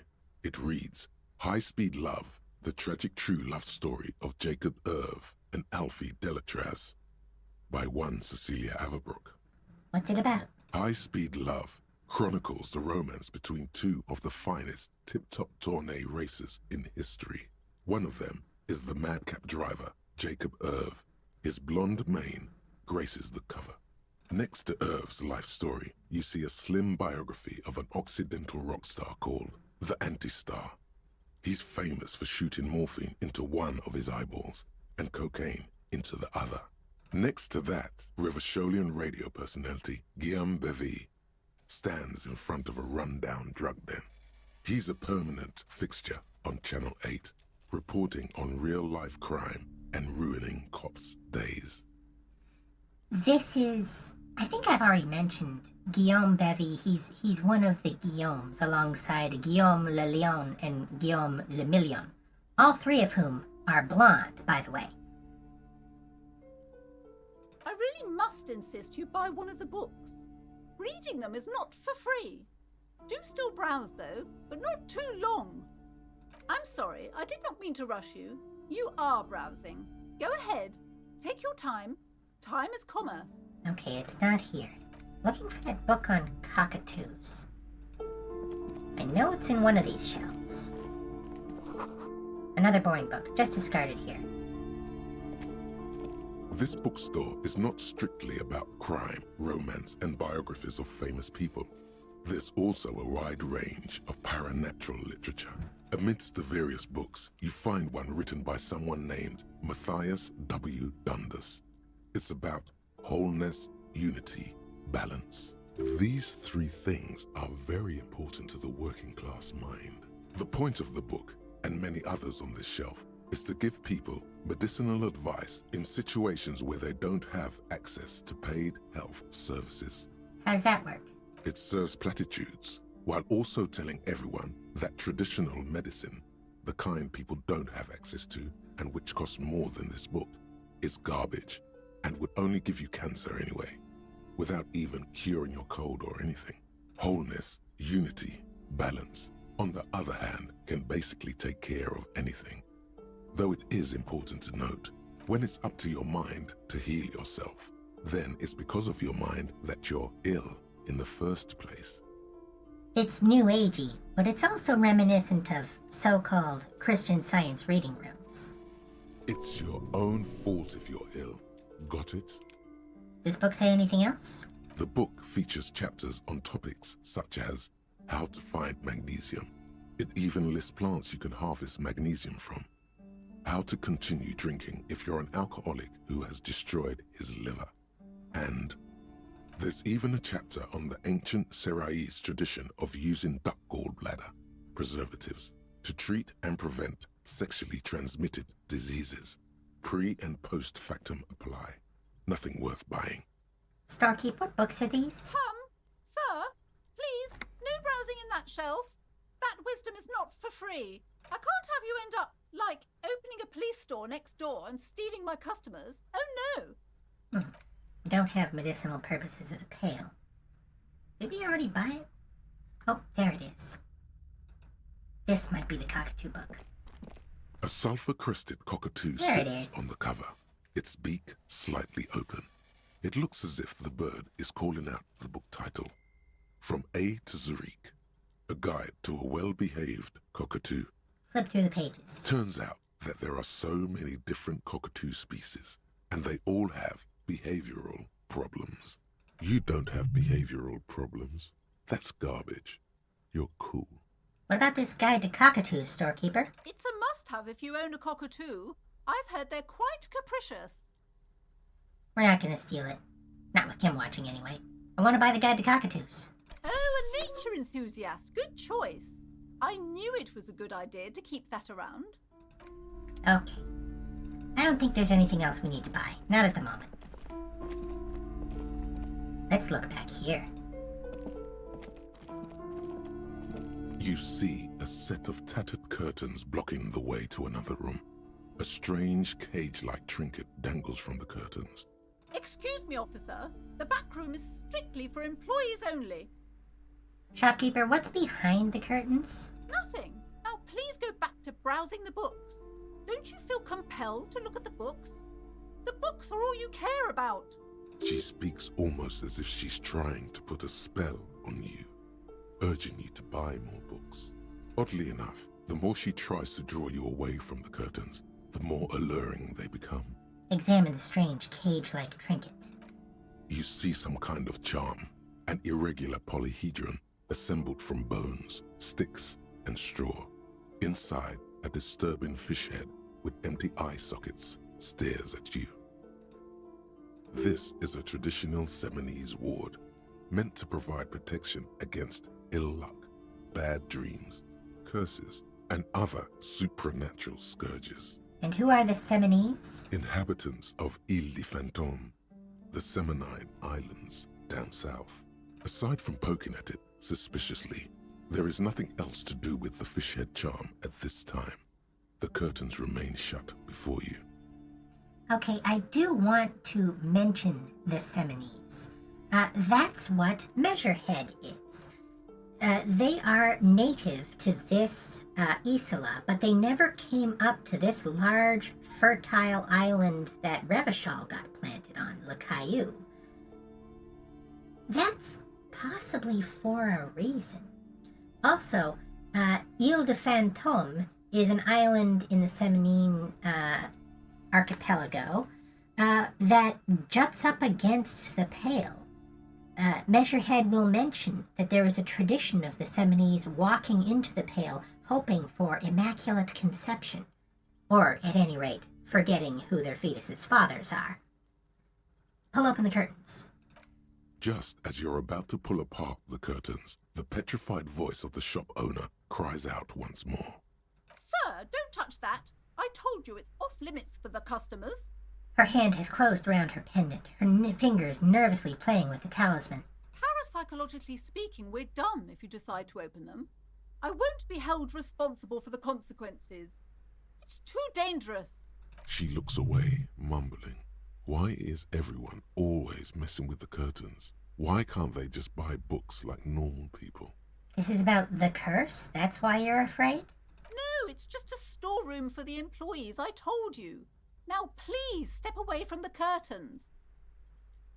But I sense this place calling for me. I must investigate beyond the threshold. You do? My God, even more reasons not to mess with the curtains. Just step away, dear sir. All right, I'll think about it for a while. Thank you. Let's just talk about this first, all right? There's no reason for you to venture into the unknown. Talking is always good. Go see what she has to say. The curtains, tattered with age and covered in dust, hang before you, as if taunting you. Ignore the curtains for now. Now there's a check coming up, and I don't remember what it is. It's gonna be one of our intellect skills, though, so we're already doing pretty well there. Hello again, esteemed officer, and welcome to Crime, Romance, and Biographies of Famous People. Why are you so uptight about those curtains? I just want to know what's on the other side. I already told you, it's just a storage room for employees. I don't understand why it's so important to you. Just let it go, officer. Go buy some goddamn books. You're supposed to be drawn to the books. She recites it like it's a poem, or like she's playing a role she's grown tired of. If it's just a storage room, then why does it have a Seminese ward protecting it? It's just for decoration. She wavers under your gaze, mouth pressed into a tight-lipped smile. Then something breaks. Okay, fine. It's because this place is cursed. Just like Annette said, they don't call it the doomed commercial area for nothing. Are you happy now, officer? Happy that you've ruined everything? She closes her eyes and starts mumbling something to her pendant. Host of hosts, she prays. Guard me and my honest business venture from the curse that lurks behind the curtains. Why didn't you just tell me right away it's the curse? It's not good to talk about the curse, not in detail. The negativism, it's dangerous. Talking about the void wraiths angers them. Wow. Void raves. You have new words. Have you sought help from anyone? Yes, I've contacted numerous parapsychologists and even a pair of Simonese mediators. They provided me with the wards. She nods at the strange cage-like trinket on the curtains. Plaisance, much like the wholeness and unity and balance of people trying to do magic on their own health, she's trying to do magic on her business. But much like the people engaging in wholeness, unity, and balance, a curse is not what's making her unhealthy. Her business is unhealthy. Well, there's a number of reasons. The location is bad, but transparently, she doesn't care about what she's selling. She just wants to sell things. And she had Annette doing work for the business, but was she out giving people coupons? Was she cleaning and organizing the shop? No, she was outside just standing there, signaling that the store is open, doing the job of a sign. That's not an effective use of your resources, over and above any concerns about child labor. Plaisance is just straight up bad at business, and she blames it on the curse. But we'll get into that later. The wards help to keep the doom at bay and protect us against the darkness that lies further in the building, even though now I fear it's not enough. Is your pendant part of the wards as well? Oh, this? No, it's a special Himian amulet, blessed by desert pygmy shamans, with a spell of compulsion. It's to compel people to buy books. Well, it worked on us. There are numerous spells cast throughout the store. I had the books anointed with a different inducement spell, for example. It's guaranteed to boost sales 15%. Easy to guarantee something when you can just say, well, it would have been lower. Desert pygmy shamans. That sounds like a rather questionable way to describe a group of people. Doesn't seem like the spell is working. There are no customers around except you. There are hardly any customers in the store. Do you really think it's working? Sir, I am well educated in the commercial and esoteric arts. I know what to do and what to avoid. Have you ever thought about a sale? Maybe this could lure in some customers. Discount my wares? I can see, sir, that you don't value books very highly. Besides, this would only tempt the phantoms of doom. They can sense the desperation, you know. How does this curse manifest itself? The curse is so much worse than you could imagine. It's a disease, eating at the very foundation. A shiver runs through the woman as she looks around the dimly lit store. It's the curse of financial distress, of ruin and bankruptcy. Ah, Annette mentioned that the previous tenants have experienced some financial troubles. It's not just that, officer. We're dealing with something supernatural here. It's the cacodemons feeding off bad business practices and disappointing income statements. There's something wrong with this building, I can tell you.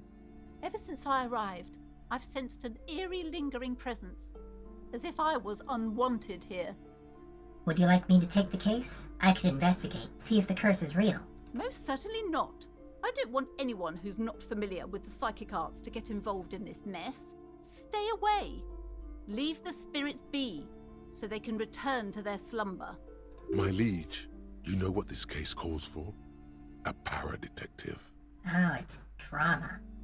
Oh, well, we don't need to worry about our outfit. This is already as high as it's gonna go.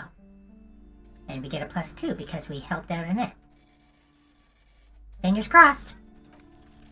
Slither up to her, you silver-tongued fiend. Show her what world-class perfidy looks like. Ma'am, I came here to help. I've handled paranatural situations before. Are you sure? Don't think I haven't seen charlatans before. I have returned from the void, a paradetective from a long line of paradetectives. You're no paradetective. You look nothing like one. And you're clearly a drinker. Pardon me for being so blunt, but... You look like one. The lieutenant keeps his usual stony calm. He silently picks out his notebook. I admit I've had my share of drinks, but only because the spectral realm is parapsychologically taxing. How do you know all this? Here we go. Your wards brought me here in the first place. The Seminese blood also runs through me. Or, I am the Void Revenant. I have the power to debad all the bad energies. Well, we don't look Seminese, but this is worth a shot. You're part Seminese. Oh, it means our meeting couldn't have been mere chance. The hand of fate guides us. Positive racism is still racism. But I am not the only one at risk. I have to think of my daughter. You are certain you can help us? Keep us safe? I can't allow any collateral damage to hit us. Just ask my partner Kim, he'll vouch for me. Oh, The lieutenant mumbles in minor confusion. He has not been listening closely enough. You've put him on the spot. Certainly so, ma'am. I can assure you my partner is eminent in this particular field. I mean, to be fair, it's not entirely a lie. Some of our skills are canonically supernatural, such as shivers. If you promise, good officer, then you might be our last hope. Do you swear it? On my honor. Thank you, sir. There's one more thing I haven't told you about yet. The entity. Do not act surprised. You know of these things, sire. Of course, the entity. For I have sensed its presence. I may have already hinted at the entity when I showed you this image.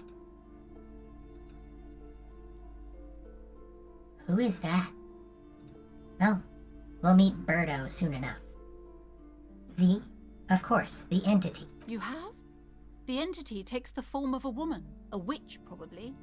I've suspected that she must be connected to the curse ever since I first saw her. Did you know that she lives inside the chimney? Chimney, the passage between heaven and hell, of course. Yes, that chimney is part of the building's central furnace, and it's enormous. She has barricaded herself behind some metal security curtains. God knows what she's doing there. Some unnatural magic, I assume. You should go find the entity and ask what happened to all the companies in the building. What is the source of this curse? Here's the key to the warded door behind the curtains. Take it. Oh, and please do return to me after you've looked round. I'm quite anxious to know what she has to say about the curse. What you discover in there. What you discover? Probably just some office space. Don't be scared. Farewell for now.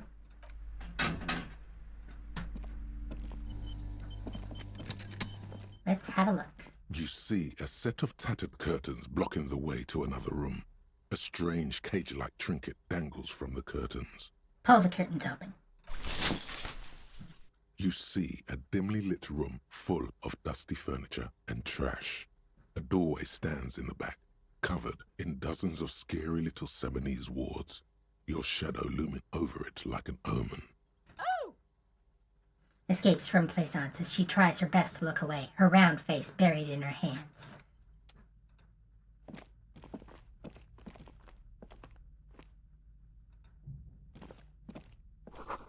Ghostly silhouettes of hairdryers.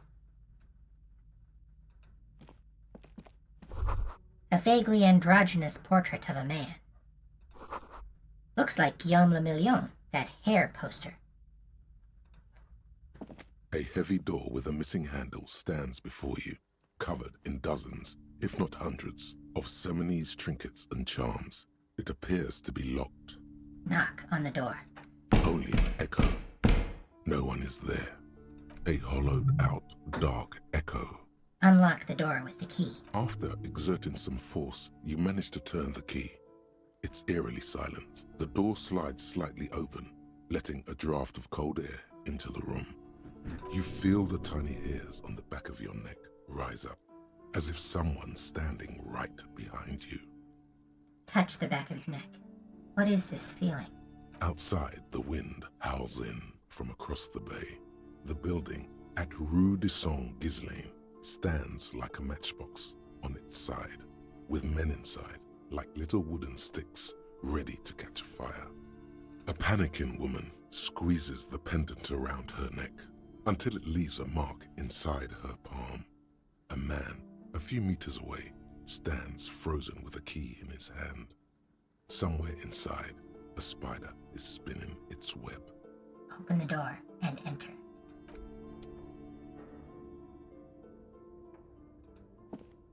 What is this place? The lieutenant stares at the dusty training equipment. It's an adventure. No, it's a gym. Though it looks like no one's been here in ages.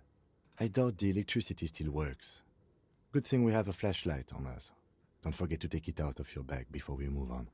Some specks of dust shimmer in a faint beam of daylight falling from the window. Other than that, the room is dark. An eerie feeling rises in your chest. What if there's a reason why no one's been here for ages? Yes, because it's closed. No need to look for supernatural explanations where a banal one will do. Now let's move on, shall we? Big Mulder and Scully energy, huh? Right, let's have a look at some of the things. Sand is dripping from a punch bag.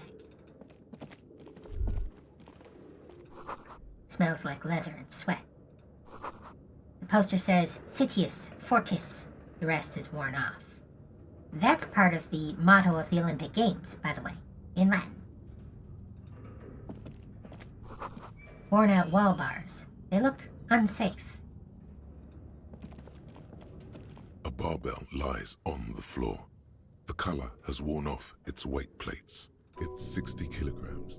Your triceps hum at the sight of these weights. Show the world what kind of beast it's dealing with. Lift them. There are no collars on the barbell. This is a safety hazard. Look, Kim, it's a trap. There are no collars on the barbell. You're right. The weight may fall off. Better not touch it then. What kind of bastard would just remove the collars? It should be a felony. It would be a violation of EPIS safety regulations if the gym was still operating, but it isn't. No one's supposed to come here anymore. Physical instrument. Probably not going to make this, but quite frankly, that doesn't matter. Pretty sure that's the only physical instrument we got. Well, there's that too, but it takes the same slot.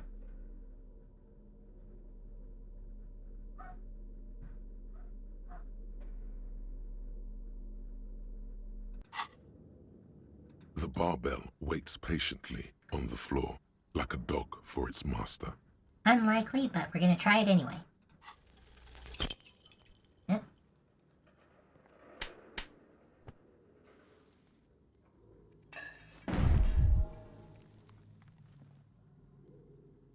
You manage to hoist it off the ground, but the barbell feels wobbly and dangerous. Your hands slick with sweat. Turns out you're no beast, just an old man with bad form. Even your body has failed you. It's a miracle you didn't injure yourself. Say nothing. Weightlifting was never my favorite either.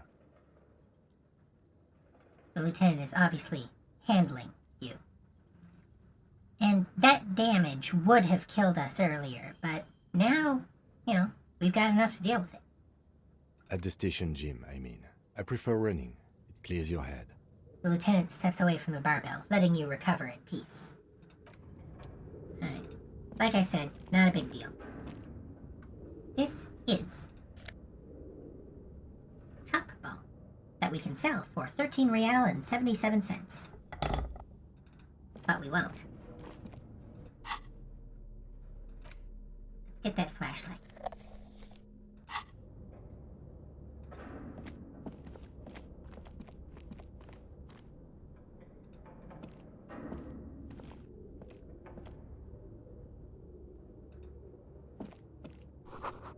The hallway is blocked by old window panes and debris.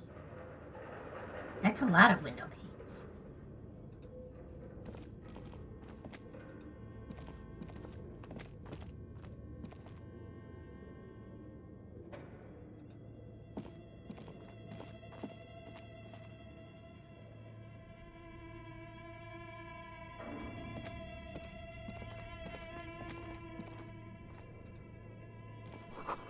Large demijohn full of strange liquid. That's this bottle here, often used for fermenting. Wild animals stare at you in the dark, stuffed and mounted. Taxidermy. Can't get in over here either.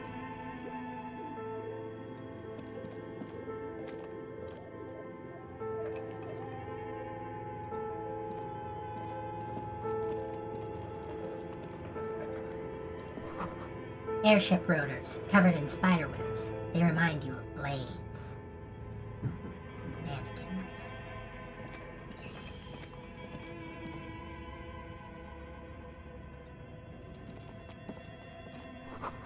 naked mannequin torso, a strange yellow color. And we get some money. Office chair.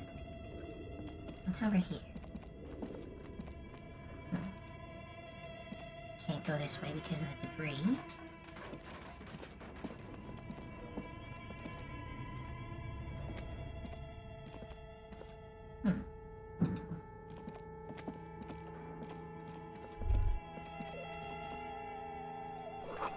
Shoes in a puddle of melting snow. That is significant. Melting snow on these boots tells us there is someone here. The floorboards creak. Does someone live here?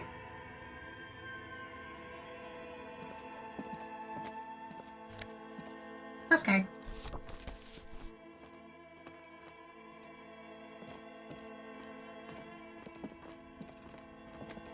This is where Birdo is.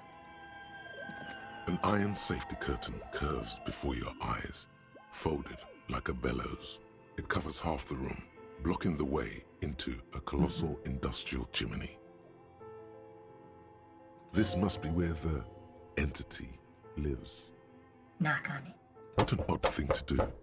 Nothing happens. Knock on it harder. Still nothing. No one's home. Knock even harder. Those curtains prove to be surprisingly sturdy.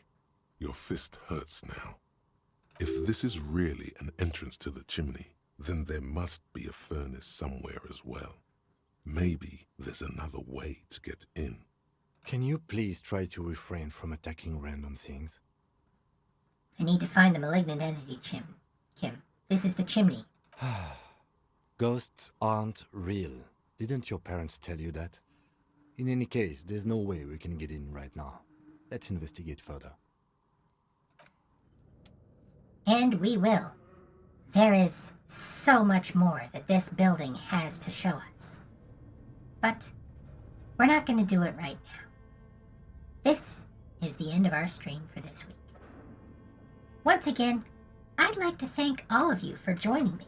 It's been a real pleasure showing you all the weird and creepy and scary stuff that this game has. And there will be some more scary things in this building, I assure you. But not scary the way you think. That's sort of a recurring theme, isn't it? Defying our expectations. But this expectation will not be defied. I'll be back next week. Wanda Wix, signing out.